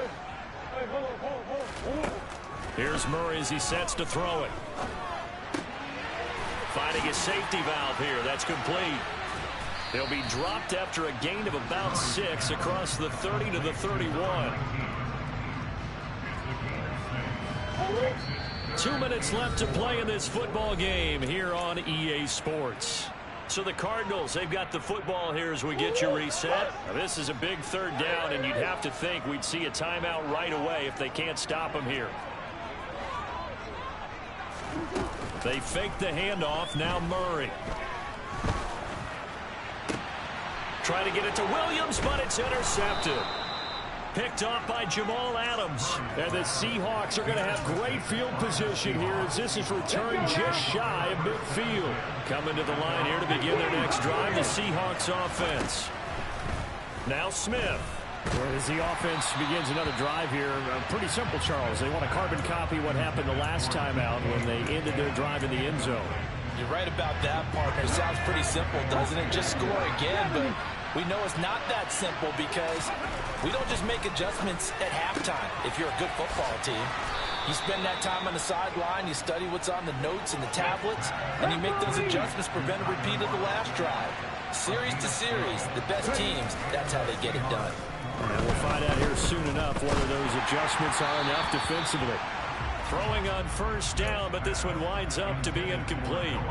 Limited time left on the clock after that incompletion, so I think both sides are going to savor every second to prepare before the next snap. Because once the ball's in motion, it may be a non-stop push to finish this drive off. Everyone better be on the same page right now, because I think they're going to try and get several plays off in quick succession if they can. So back-to-back incompletions, and that has them staring at a 3rd and 10. Smith. Open man is Eskridge. That's complete. And he gets this one inside the 15, just a yard or two shy of the 10. Smith now to throw. To the end zone, but it's incomplete. Ooh, that's certainly not the worst thing. It stops the clock and lets your offense catch its breath and lets us exhale a little bit. Now I expect them to call a couple plays in the huddle, so they're ready if a tackle happens inbounds. Now a second down throw for the end zone, but it's incomplete. Now the question is obvious. Do you try to kick the field goal right here knowing that you need 2 scores? I would be thinking about it if I were on that sideline. Get the field goal now, try and get the touchdown later. This offense was on the move. Now 2 straight incompletions. Have them looking at 3rd and 10. And he can't find a receiver, and he's brought down. Desperation time for Smith on 4th down. And he takes this one into the end zone, and all of a sudden, here in the final minute, things get a little bit tighter. Okay, game on. Don't go anywhere yet. You got a 1-score game now. Probably going to rely on the onside kick coming up. Yeah, they have to. It's not a high percentage play, but it's better than not having a chance at all. And that's when you put your leapers and your flyers on one side, get that high hop, and hope that one of the guys can come up with it. And on the other side, get that hands team ready. No doubt about it. And after the touchdown, here's Myers to boot it away. And that'll carry over the back line of the end zone for a touchback.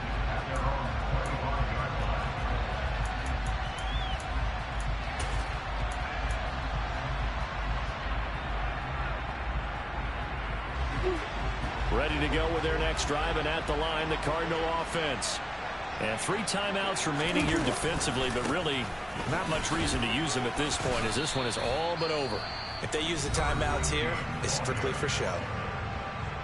We got a plane to catch. Have to imagine this will be on the ground as well as they come up 2nd and 7. Back to throw it. Murray staying on his feet. And he's just going to get rid of this thing to no one here. He throws it away, and now it's 3rd. That incompletion certainly makes this upcoming 3rd down a little bit more crucial. They need to find the right play to convert here and maybe start to tamp down a little bit of momentum the other side is starting to gain. They head to the line facing a 3rd and 7 following the incompletion on 2nd down. Back to throw. Murray steps away to his left. And that nearly the pick that they needed. He couldn't pull it in, though, and it's 4th down. Here's Andy Lee now as he'll kick it away for the 2nd time.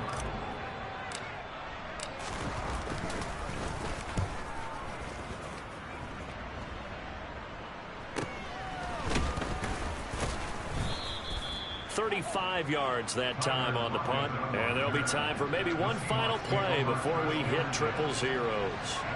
Coming to the line here to begin their next drive, the Seahawks offense. With the football changing hands here, and as this offense takes the field, Charles, they'd be fine with more of the same on this upcoming drive. Last time out, they found the end zone for 6. And they're certainly hoping for more of the same, but the game plan, I doubt it'll just be a carbon copy of the last drive, because I think this offense is ready to break out some new wrinkles and try some new things that might be hidden in their playbook. They want to use that confidence to its advantage while also keeping the defense from anticipating what's up next.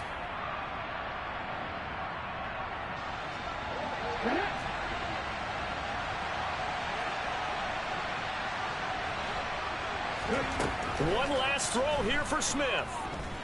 And he's going to be taken down, sacked back around the 18-yard line. Well, this fan base on the losing side, Charles, they're going to be talking about this one for a while. They ultimately decided to try to come up with a touchdown on that last play when all they needed was the field goal to force overtime. Yeah, and the reasoning behind it, that's what we're all waiting to hear, because sometimes there's things that we don't see on the surface. Did the coach feel like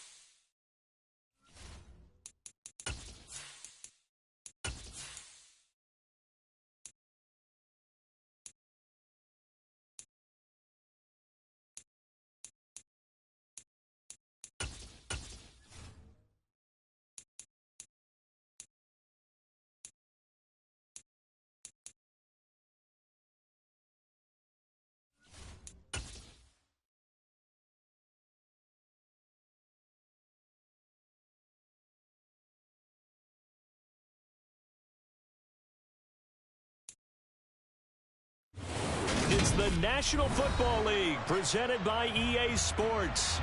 Today, we've got a Week 8 matchup on tap here between the Denver Broncos and the Jacksonville Jaguars.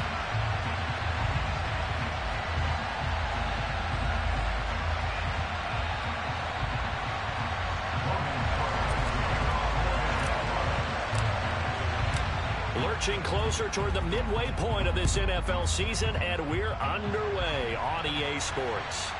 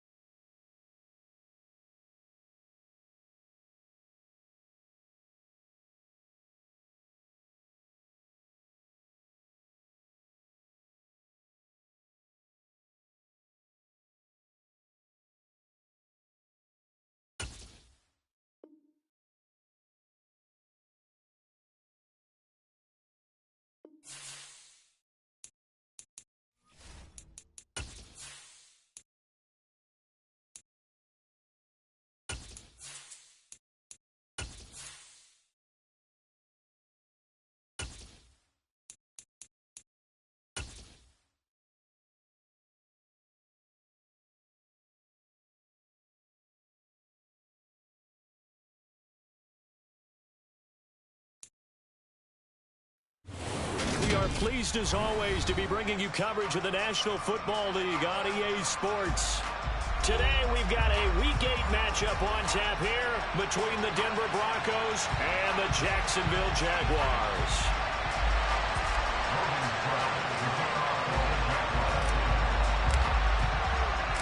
Lurching closer toward the midway point of this NFL season, and we're underway on EA Sports. And this will not be returnable. It's out of the back of the end zone for a touchback.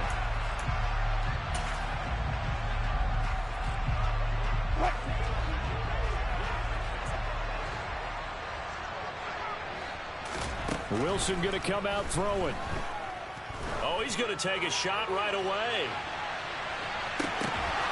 He's got a man complete. And all the way home for a Broncos score. Wow, first play in the game, CD, 75 yards. These people, they haven't even filed in yet from the tailgate lots. Everyone talks about starting out fast. Everyone talks about getting explosive-type plays. That was absolutely a thunderbolt. And on the defensive side, he spent all week scheming, all week preparing, and it seems like it goes right out the window.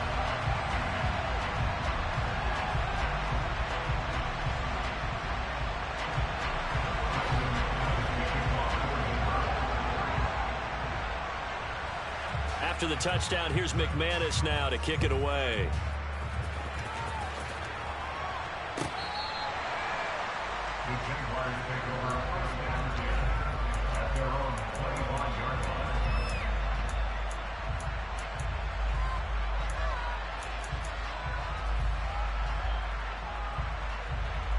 Lawrence bringing the Jaguars up 1st and 10 at their own 25-yard line.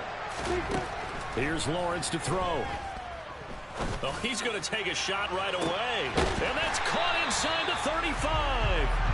And he's going to be taken down at the 28-yard line. I'm pretty sure any quarterback will tell you it's nice to have a tight end that can stretch the field. And how about him right there, working in the heart of the defense, and they connect on a very nice play downfield, a combination of talent and toughness to go into the briar patch. Throwing there, but this pass is going to wind up incomplete. So now 2nd and 10 after the incompletion on 1st down. The Jaguars at 3 and 4 on the year coming into play. And they were winners their last. Under pressure, and down he goes. They sack him back at the 36. Randy Gregory from his outside linebacker spot, forcing the sack for a loss of 8. Now on third and long. They'll look to throw. And the pass is intercepted. He was looking for Ingram. Picked off by Justin Simmons.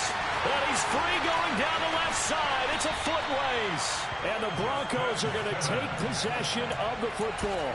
CD, I know it's just his second year in the league as a quarterback, but that's going to be one when he flips on the tape. He's like, I shouldn't have thrown that ball. No doubt about it, and his coaching staff will be emphatic about he shouldn't have thrown that ball. But remember, second year, as you noted, on-the-job training.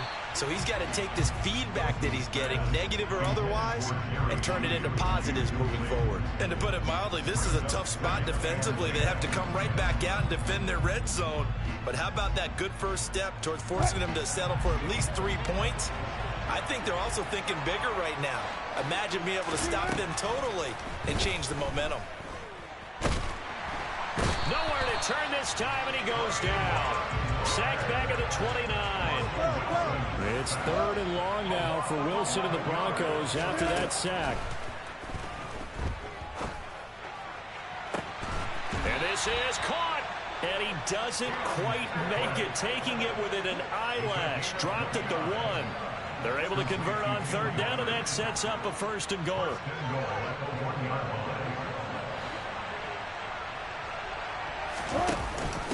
Fournette is not going to get in. In fact, he'll lose a couple of yards back to the 3. So they're backed up to the 3-yard line, second and goal. Fournette again. And not a whole lot there as they'll get him down at about the 2. Now, they'd really like to make the short field pay off. We'll see if they can, but this is third and goal.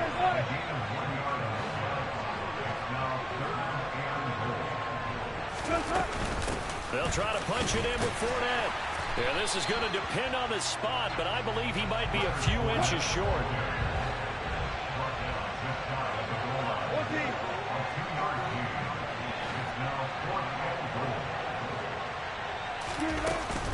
They'll go with a big bank Fournette, and he will take it in for a Bronco touchdown. Leonard Fournette, his first rushing touchdown on the year. And the Broncos' decision to go for it pays off with 6 points. Extra point from McManus is good, and that'll make the score 14-0.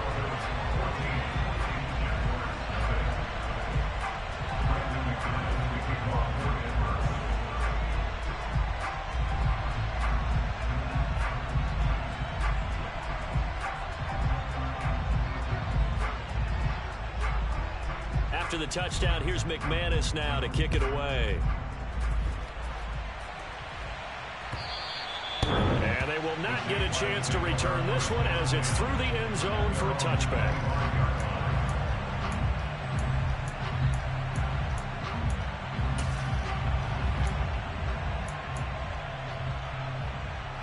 Jaguars come to the line to start their next drive. And they're in an early hole. The first drive, they threw the interception. That led to a touchdown, so decent-sized deficit early on. It is, but I think He's got a man, complete. And he'll be taken down here just shy of the 30. So the big play changes the complexion of things. Here's first and 10 just outside the 30. Now Lawrence.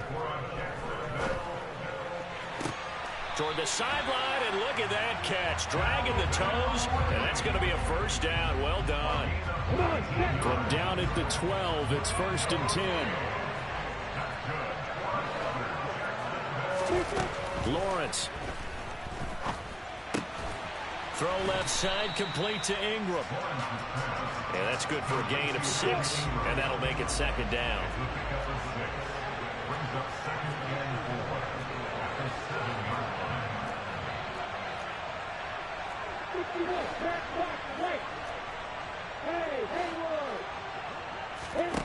Now Lawrence. And that is caught. Touchdown, Jacksonville. Evan Ingram, his second touchdown on the season. And the Jaguars are back within a score. Extra point by Patterson, up and good. And that'll make our score 14-7.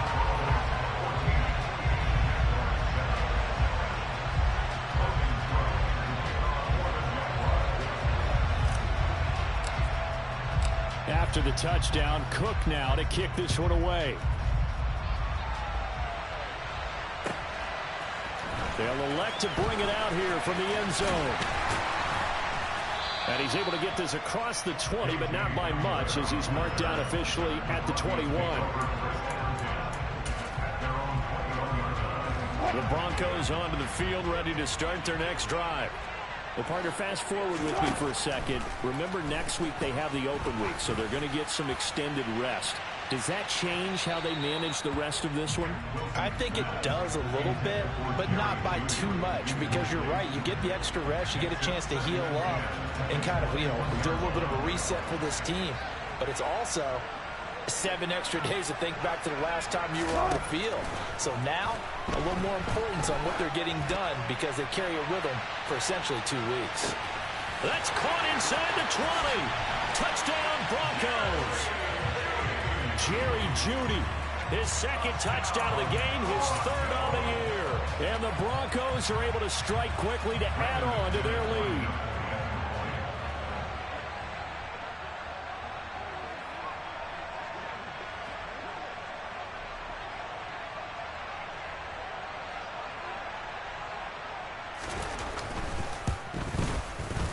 McManus's point after is good, and it's now 21-7.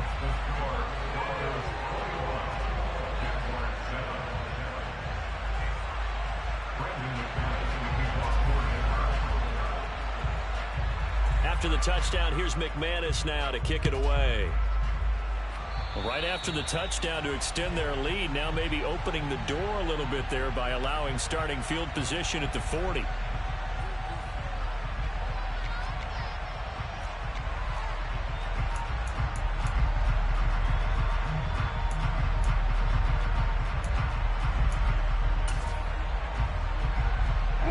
Starting field position for the Jaguars offense as they come up 1st and 10 at the 41-yard line. They go play action now. Lawrence. Now he lets it go deep for Kirk. Well, he tries to force it in, and it's intercepted. Picked off by Justin Simmons.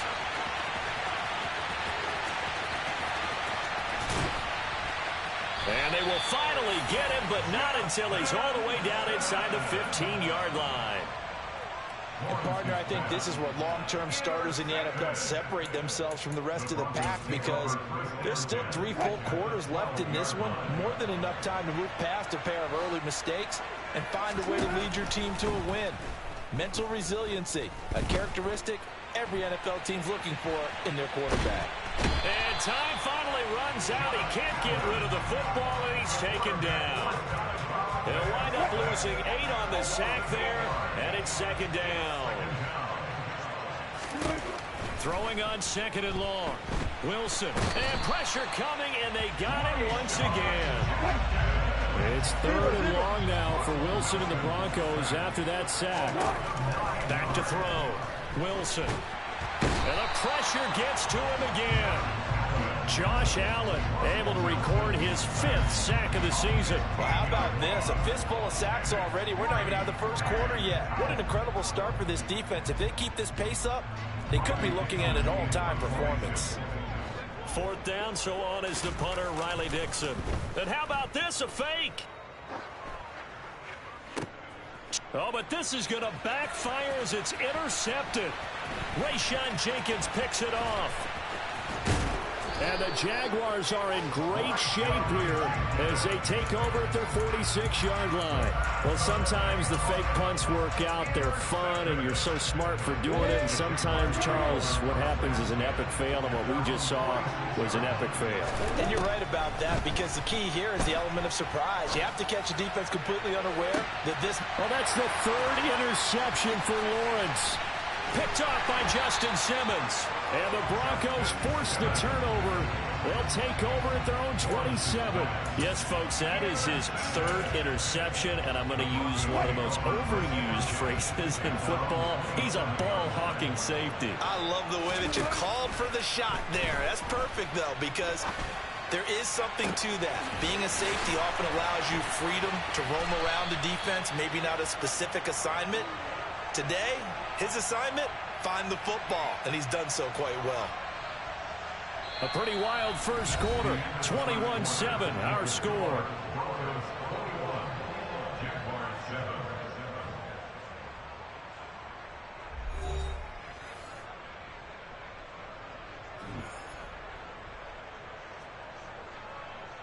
So the big play changes the complexion of things. Here's 1st and 10 just outside the 30. Now Wilson. And he's going to have the hook up to Sutton. So the completion good for 7 there. And it'll be 2nd down. Simple drag route here, lined up out left and tried to work his way back across the field. You probably saw me twitch there, partner, because I think he wanted the ball a little bit sooner. By the time he looked it in, defender was right on him. And that is caught. Touchdown, Denver. Making a hat trick for Russell Wilson. 3 touchdown passes now. And the Broncos take a 3-touchdown lead. Extra point from McManus is good. And the lead now to 3 touchdowns at 21.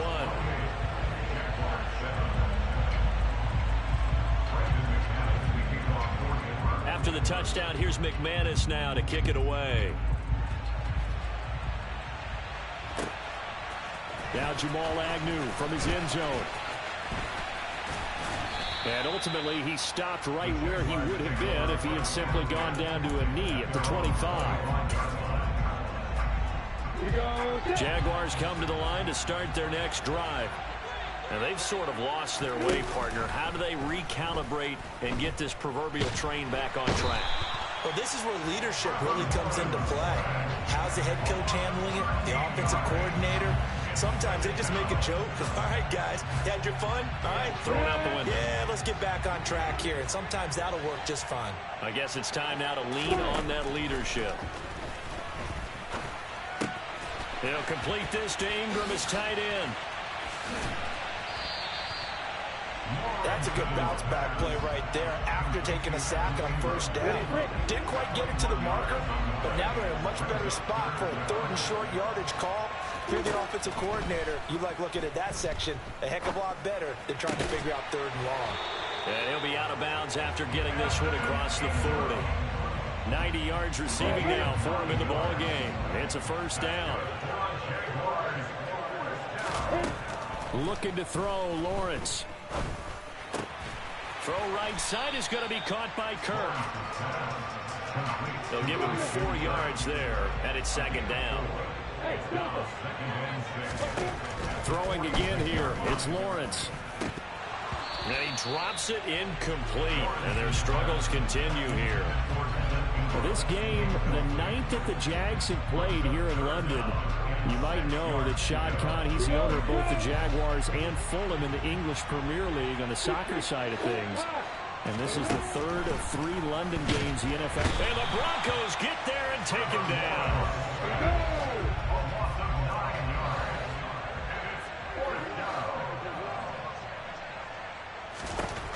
And they'll try and throw for it with Lawrence. And it's incomplete. They cannot convert, and they turn it over. A surprising move to go for it. Predictably, at least somewhat predictably, it doesn't pay off. And the Broncos are going to get the football back in great field position. Off the play fake. Here's Wilson. And now this is intercepted. My goodness. Rayshawn Jenkins picks it off. And the Jags will take over here just shy of the 30.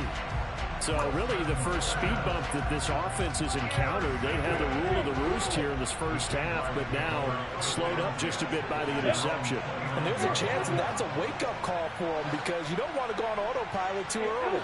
That team on defense is capable of making some plays similar to the one they made right there.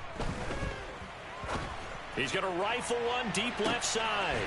It's caught inside the 25. And he's brought down inside the 20 at the 18-yard line. A real field flipper there as all of a sudden they've got a 1st down in the red zone. Now Lawrence to throw. And he'll be hit as he releases it, and that'll fall incomplete. Well, this defense is certainly organized and playing off of each other because the rush is providing pressure and the coverage is forcing incompletions and capitalizing on mistakes. When you get every level on defense hitting at once, you get first half scores just like this one. And he's got his man in stride, complete. And he will get this into the end zone for a Jaguar touchdown. Travis Etienne, an 18-yard touchdown grab. and the Jags get a bit closer. Well, Charles, he's still a young signal caller in this league, second year in the NFL. And I don't know if last year as a rookie if he would have worked through his progressions like he did on that touchdown pass. I think you're right about that. We're seeing him grow up right in front of our eyes because when he went to his primary read, he recognized that they were all over that. So he continued to survey the field, picked up another target, delivered a pass exactly where it needed to be. A very mature play for the second-year quarterback.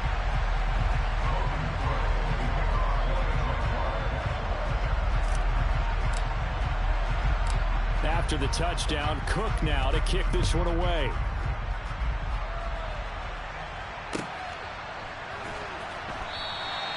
And this will come out to the 25 as Hamler elects not to return it.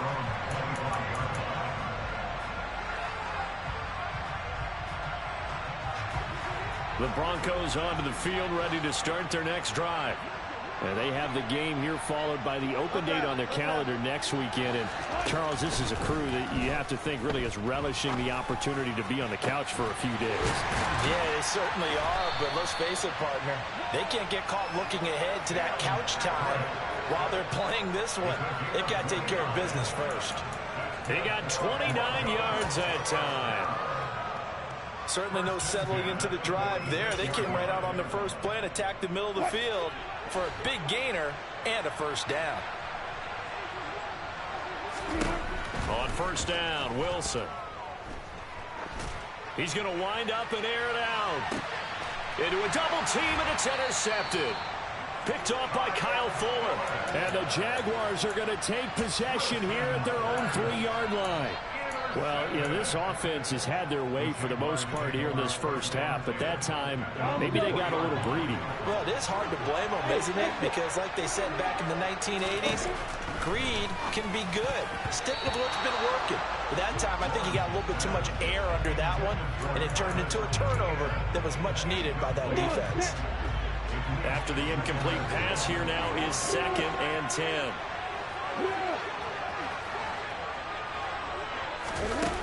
Here's Lawrence. And his pass is intercepted for the 4th time today. Picked off by Justin Simmons. And he takes this one back into the end zone. And the Bronco defense has a touchdown. McManus now for the extra point. And he's been a busy man, 5 for 5 now as he knocks another one through to extend the lead.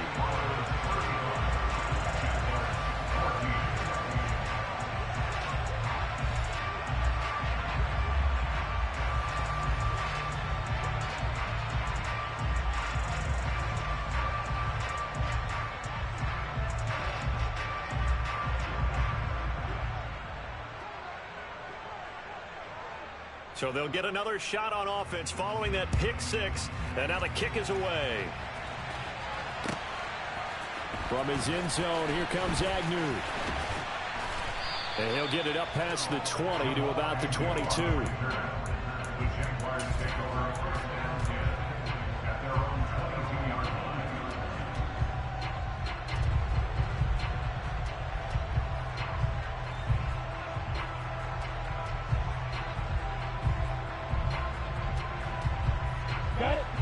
Jaguars come to the line to start their next drive. Now remember, they were just out here a moment ago through the pick 6, so we'll see if they can take better care of the football this go-around. Yeah, and sometimes, partner, I think it's almost better that you just throw the pick 6 and you come right back out on the field. You're not over on the sidelines dwelling for it for very long. You're not hearing everyone say, hey, you'll get them next time. Hey, don't worry about it. All that stuff just goes right out the window. You're right back out on the field with a chance to atone. They try to throw on second down, but this one is incomplete. I hate to say it, Charles, but the way that he has played in this first half, you just kind of hold your breath every time he drops back to pass. Yeah, you might be holding your breath, but those guys on the defensive side of the ball, they've got big smiles on their faces. He's handing out picks like the people just leave the candy out at Halloween and you take what you want. They're having a blast out there playing against him today. And now here is another interception.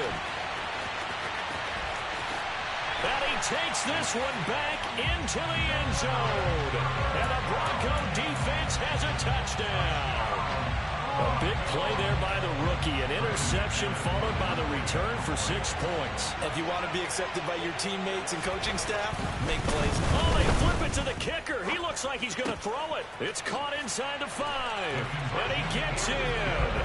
But no one was expecting a fake there, but they add 2 more onto their lead.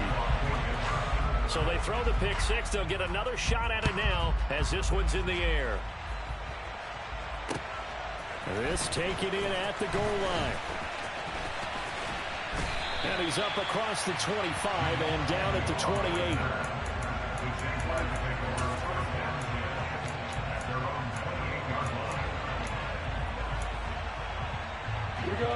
Jaguars come to the line to start their next drive. They're sort of seeing themselves spiral out of control. Let's see if they can get things back on track. And this is where the coach is walking that line of being calm and really being firm with his team. I had one tell me once, when we were having a tough patch, this too shall pass, this too shall pass, and finally we kept having a rough patch. He said, but you got to do something to make it pass, and that's what they have to do. And my goodness, another interception. Picked off by Bryce Callahan. And he takes this one back into the end zone. And the Bronco defense has a touchdown. Now McManus to tack on the extra point. Oh, they flip it to the kicker. He looks like he's going to throw it. I know they're not asking me, but I'll give you my opinion anyway. I think it's time to erase that play from the call sheet. I guess they figure with the big lead, they can experiment a little bit. But all in all, just go ahead and put that play on ice.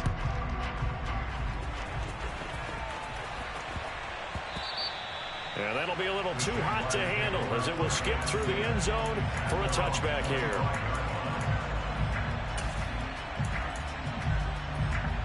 Jaguars come to the line to start their next drive.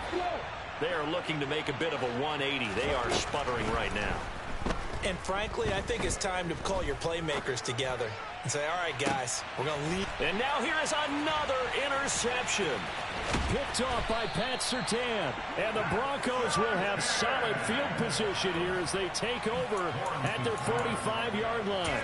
Boy, so another interception, CD, and it feels like he's starting to unravel a little bit. And as you would expect, still a work in progress here in his second season.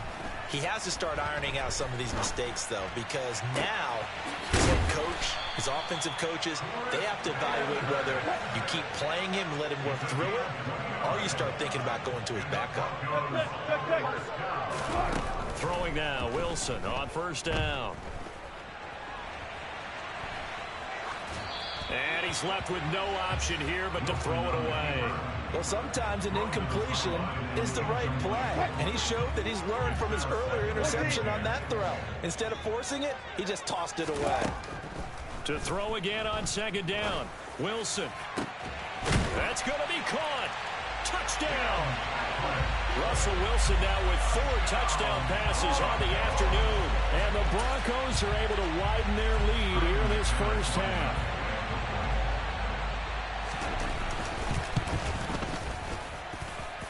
McManus's point after is good. And a rout is on here in this first half.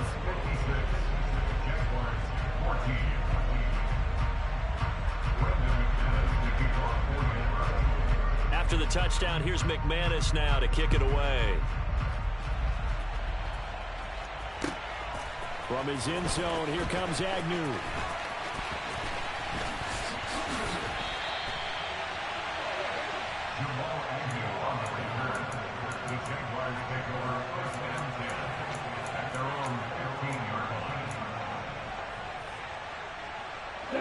Jaguars come to the line to start their next drive.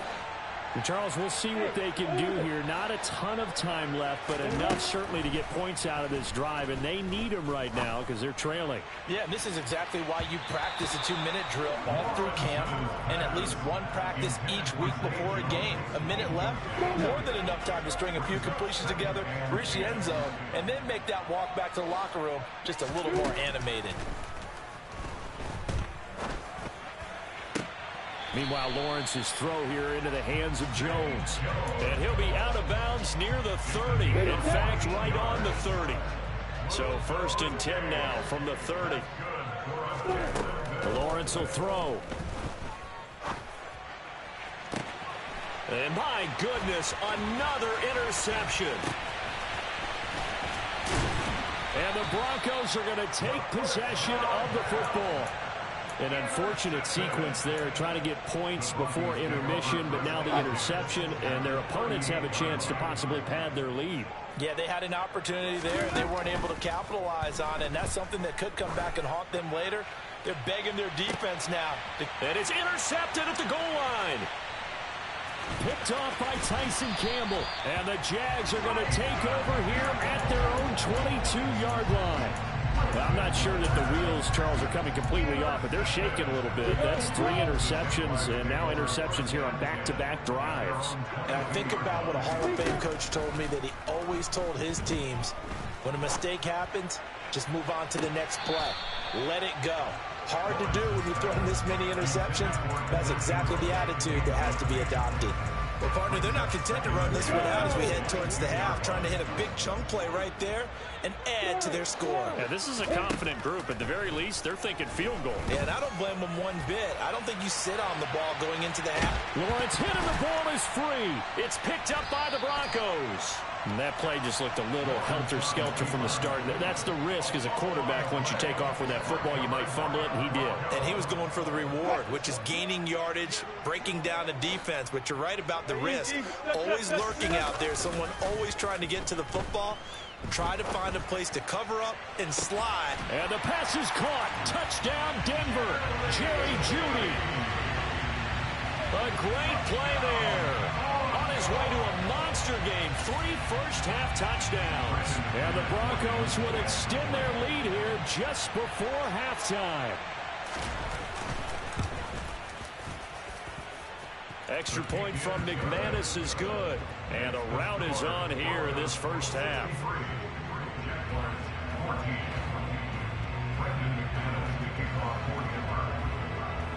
So not much time to speak of remaining in this first half as the kick's away.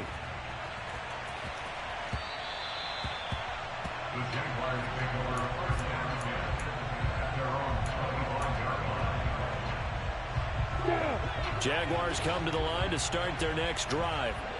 And with time quickly fading here in the second quarter, not sure how aggressively, offensively they want to play this. I think we'll find out just how much they trust their guys in this situation if they decide to take a shot. So we come upon halftime with the visiting Broncos taking the lead to the locker room. As it's time now to send you back stateside to Orlando, Florida, and check in with Jonathan Coachman at our EA Sports Halftime Report. Coach.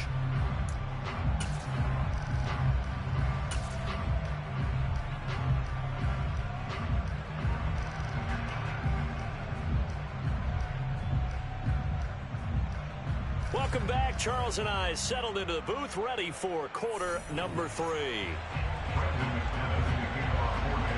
As they say here in London, all to play for as we are back underway in the second half. Fields the squib kick right around the 30. They're going to take this up close to the 40, so really good starting field position. Jaguars come to the line to start their next drive. And they have a mountainous deficit looming in front of them. It was really, Charles, a disaster of a first half. So where do they go from here?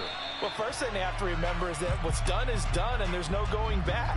And now you have to play this drive by drive. Obviously, come back in this spot, pretty unlikely. But you still have to go out, take pride in your work, and try and put something together here in the second half.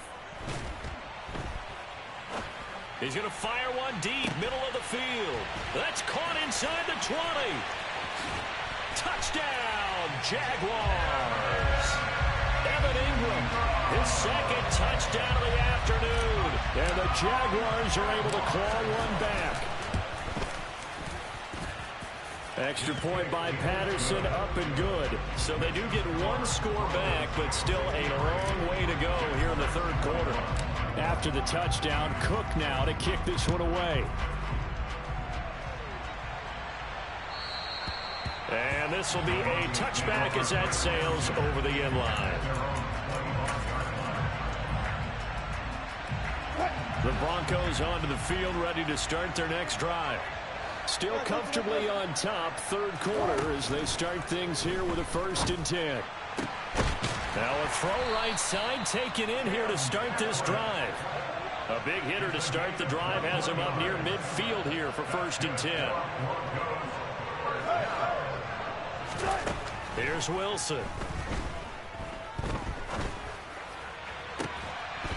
And this one is incomplete. Oftentimes when you're losing a game and the team's still throwing with this kind of a lead, you start playing a little more physically. And they took that opportunity right there to be extremely physical and force that incompletion. To throw on 2nd and 10, Wilson. And he'll get that to Fournette, complete. He's got room at the 30. And he is out of bounds, but not before he's inside the 30. So in Jacksonville territory now. Here's a 1st and 10 as they're down to the 29-yard line. To throw again is Wilson. And his pass is intercepted for the 4th time today. And the Jaguars are in great shape here as they take over at their 46-yard line. Well, with the size of lead that this offense has, I don't think that interception is really going to affect them much. But at least for this defense, something small to hang their hat on. Yeah, and let's face it, they're not even scoreboard watching anymore, right? They're just trying their best to make a play, get themselves off the field, which they just did, and salvage a little bit of pride in this one.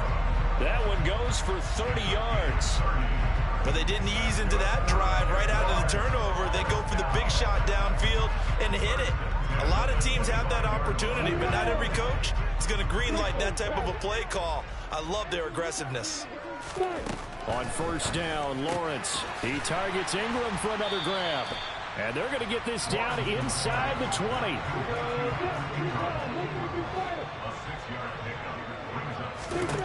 Looking to throw again on 2nd down. Lawrence finds his tight end Ingram. Touchdown Jaguars.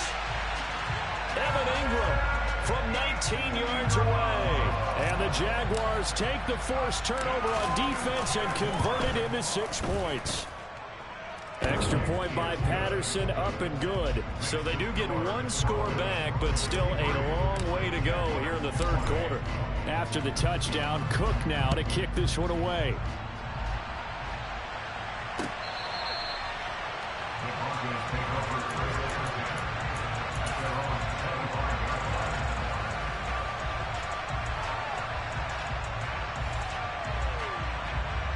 The Broncos onto the field, ready to start their next drive. As this offense takes the field against CD, remember last drive they were moving the football, but then they threw that costly interception, so we'll see if they can right the ship here on this drive. And doesn't that just sum up football? We see it all the time, don't we? The defense goes from losing the battle to making a huge play and stealing the momentum. So you know they're riding high right now, and they're ready to challenge this offense and that quarterback one more time. And we'll see if the offense is up for that challenge here as things start to get more interesting here in the second half.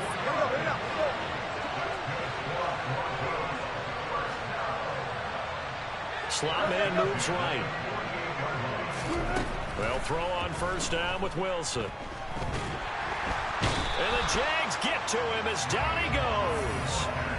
Trayvon Walker able to get in there for his 2nd sack of the afternoon. That huge loss on the sack makes this job much more difficult. It's now 2nd down and 22 yards to go. And he's going to go down again. Josh Allen able to disrupt yet another pass play. That is his 3rd sack of the afternoon. And it has been a good game for them. They haven't been pressured very much today, But on back-to-back sacks, maybe the defense is starting to figure something out. Now on 3rd and forever, he'll look to throw. He sets to fire deep. And this will be incomplete. Boy, can you believe this? That one probably should have been picked too. Instead, it's 4th down. Two things you can do in that situation: run and punt the football, or try and take your shot at getting the first down. They chose the latter, but they'll have to punt all the same. Here's Riley Dixon now. On, we think, to punt, though he's faked it earlier, but he was unsuccessful. And the kick's away as he angles this one for the sideline. And the punt goes out of bounds. Where will they put it? They'll put it just inside the 45-yard line. Jaguars come to the line to start their next drive.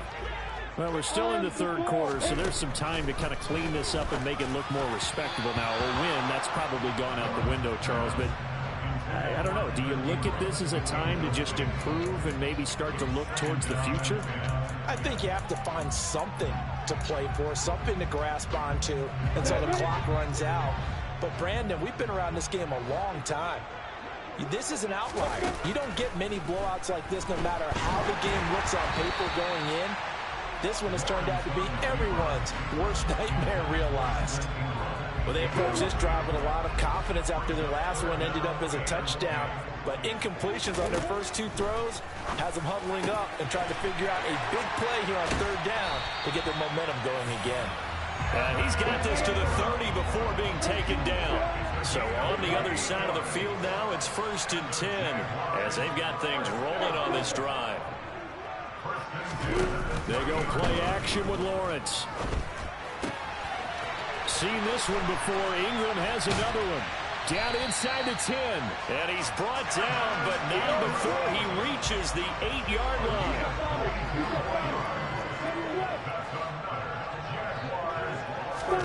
Now Lawrence.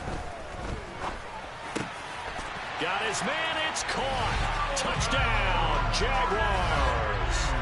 Calvin Ridley from 8 yards out. And the Jaguars are able to eat in just a bit to this sizable deficit. Extra point by Patterson, up and good. And that'll cut the lead down a bit to 28. After the touchdown, Cook now to kick this one away.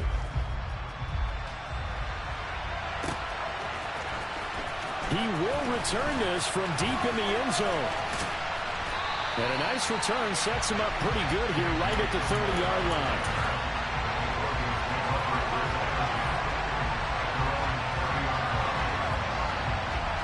The Broncos onto the field ready to start their next drive.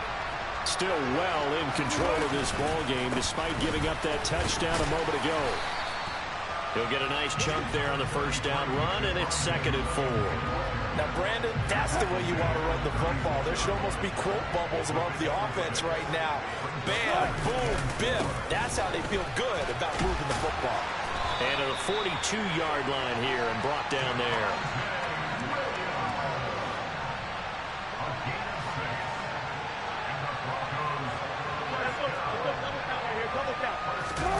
They go play action with Wilson.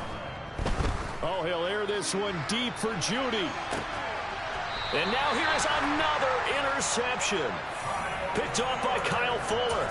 Well, to be blunt, not a whole lot has gone right for this defense in this ball game, but that's something right there. Still in the 3rd quarter.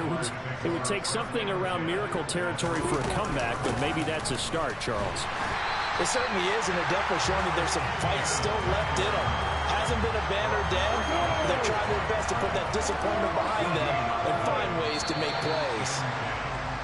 And they're not going to get to the line to run another play. So we will switch ends as the 3rd quarter has come to a close. You're watching the NFL on EA Sports.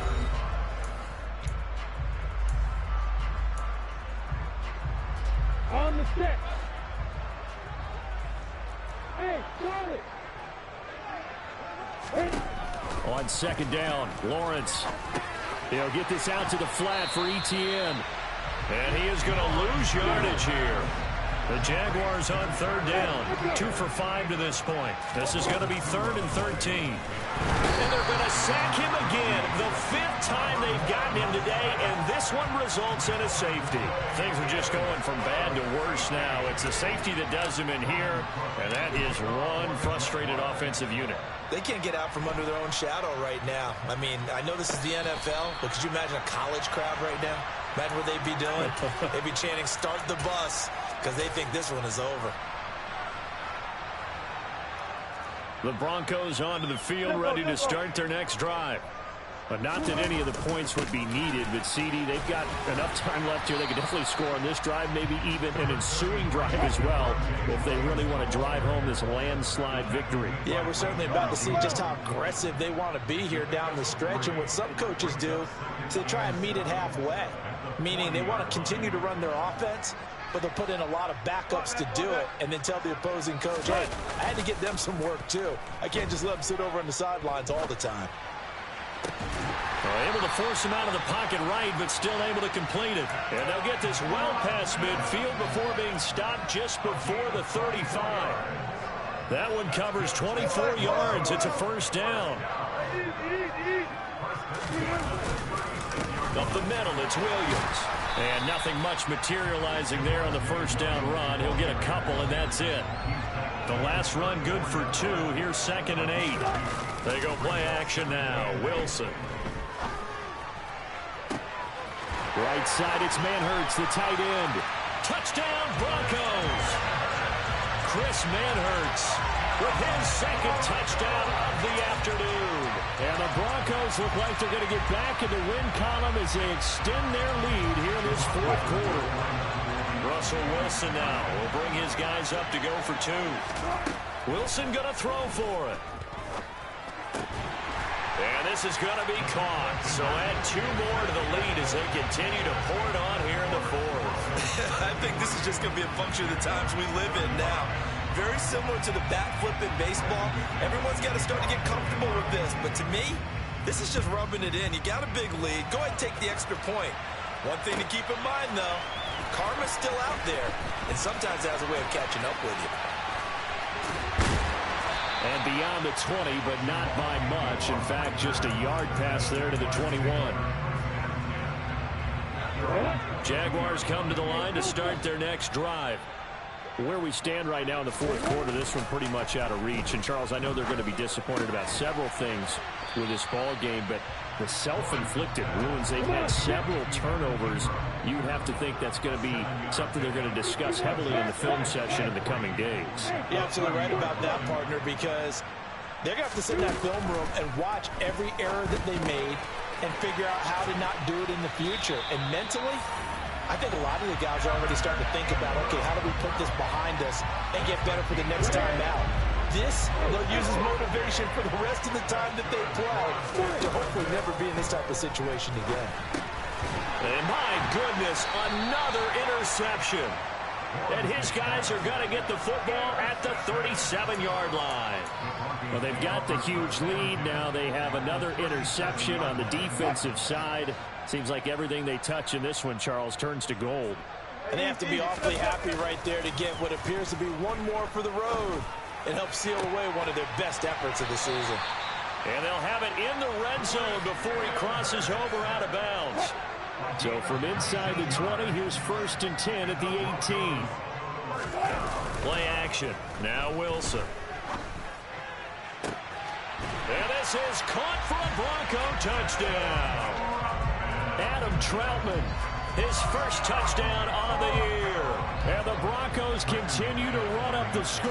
They lead it big here in the 4th. McManus's point after is good. And this one was over a while ago as they just add on to that big lead. After the touchdown, here's McManus now to kick it away.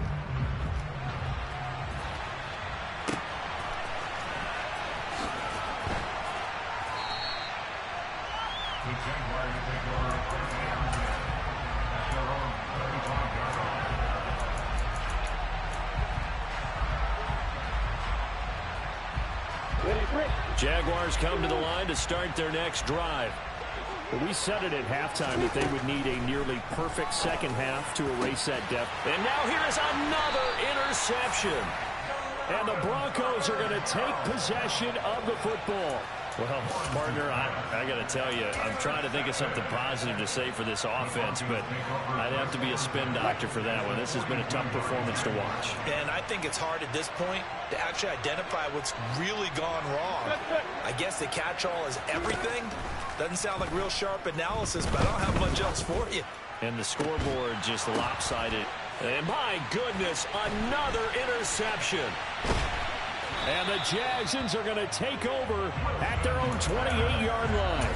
But to be frank, CD, this is getting tough to watch. I mean, you feel for him, but 6 interceptions, that's at a whole new level. It's not a good level. It makes it tougher and tougher to come up with ways to try and support him.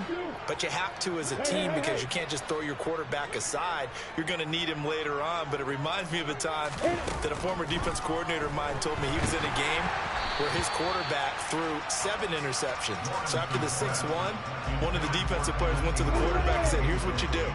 Throw the ball to the other team, and let's see if our receivers can pick it off and turn it into a completion. That's just mean. I don't know that I'd go down there and say that to him right now. Probably pretty fragile. Lawrence's throw here taken in by Ingram.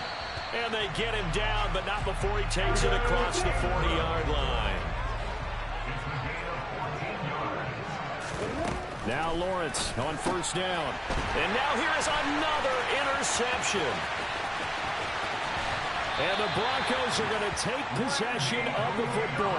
Yet another mistake after the interception there. And, gosh, you look up at the scoreboard. They just got to be thinking this one cannot get over fast enough. It certainly can't. And also what happens when you get this big of a deficit, you're supposed to make all the right throws, right? You're supposed to try and obviously get the ball to your own guys. But being down this big, you also take even more chances. And in this situation, that hasn't paid off for them at all. On the other sideline, jubilation and laughter. And he'll be brought down here at the 3-yard line. So they just need 1 yard here to pick up the first down. On 3rd and 1, Wilson. And my goodness, another interception. And the Jaguars are going to take over here on the INT at their own 5-yard line. The number 7 usually lucky here for him. 7 picks he's thrown in this game. That's only happened 6 times since 1960. And I know that the most recent time it happened, the guy who threw him, he won a Heisman Trophy in college. So sometimes you just have a lousy game. Doesn't necessarily mean it's a bad career. But when you're talking about 1 game, 7, you're right, not lucky at all. Yeah, Ty Detmer, the last to do it in 2001 to throw 7 picks.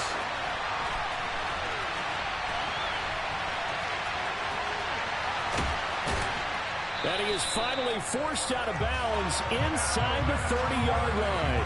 A big play there on the catch and run. 67 yards. And now whistles and a flag, and I think we got to jump here. He's a little too aggressive there from his Mike linebacker spot. Sometimes you jump into gaps trying to draw them off sides. This time he tricked himself.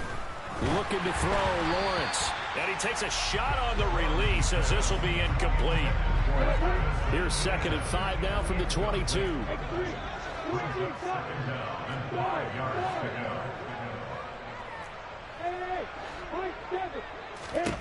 Now Lawrence.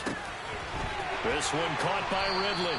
And he's brought down here just outside of the 20. This offense so far on 3rd down, they've converted just 2 for 6 thus far. This is 3rd and 4. It's a throw again is Lawrence. And now here is another interception. Picked off by Justin Simmons. And we now have a new single-game interception king, a record-breaking 5th pick there. If that's not the true definition of a ball hawk, I don't know what is. That is absolutely phenomenal. What comes to mind quickly, partner, is one of the more recent ones to get to 4. D'Angelo Hall, a terrific player in his own right. But in this case, 5. That sets a brand new NFL record. So it's Bronco football as we get your reset here. And they have just about put this one on ice as they've got it here, 1st and 10. Wilson wants to throw it. Oh, he'll air this one deep for Judy. And my goodness, another interception. Picked off by Kyle Fuller. And the Jags are going to take over once again with a football at their own 20-yard line. Jaguars come to the line to start their next drive. Well, this game, it has had no shortage of offense. They've been able to put up a decent amount of points on this side, Charles. They just have not been able to keep pace with the other offense they're going against here. Yeah, that's a good way of pointing things out because now it's not a total loss because, as you said, they've scored some points, so there's some plays they can build on, moments where the game plan actually worked. But overall, though, they were just out-personnel. They were going up against a team that's playing at an elite level. Now, meanwhile, a pass that should have been intercepted, but it winds up falling incomplete. On third down, Lawrence. That's going to be caught by Kirk. It'll go as a gain of 4, and that's going to make it 4th down. One hallmark of good defenses is understanding the game, understanding positioning, and tackling immediately in the secondary after catches. I think we just saw that on display right there. Got to him before he ever had a chance to think about turning it upfield. Now they go for it on 4th, but this one is going to wind up incomplete.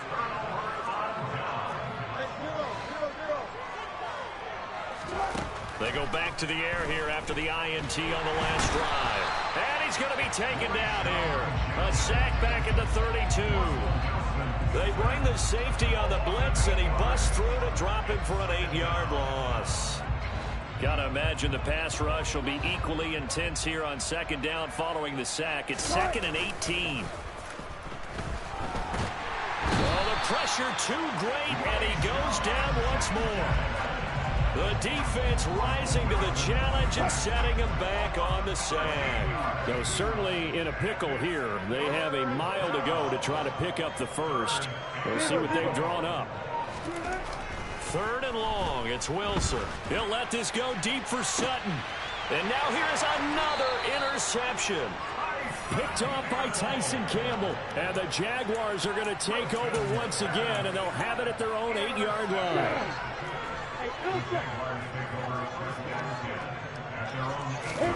A final shot now for Lawrence. Now a desperation throw deep downfield. And that will be incomplete as time has run out on this football game. And as this defense walks off the field, they can do so with their heads held high. What a performance by the offense, too. I mean, really, Charles, just complete domination on both sides of the football here in this one. It certainly was, and I think both sides compete against each other all the time. You go at each other in practice, obviously your training camps, your off-season. But on game day, you both want to show your best. And I think that's what we saw from both the offense and the defense, a complete team victory. So for Denver, they're back to 500 as they move to 4-4 on the year. And now it's off to Heathrow.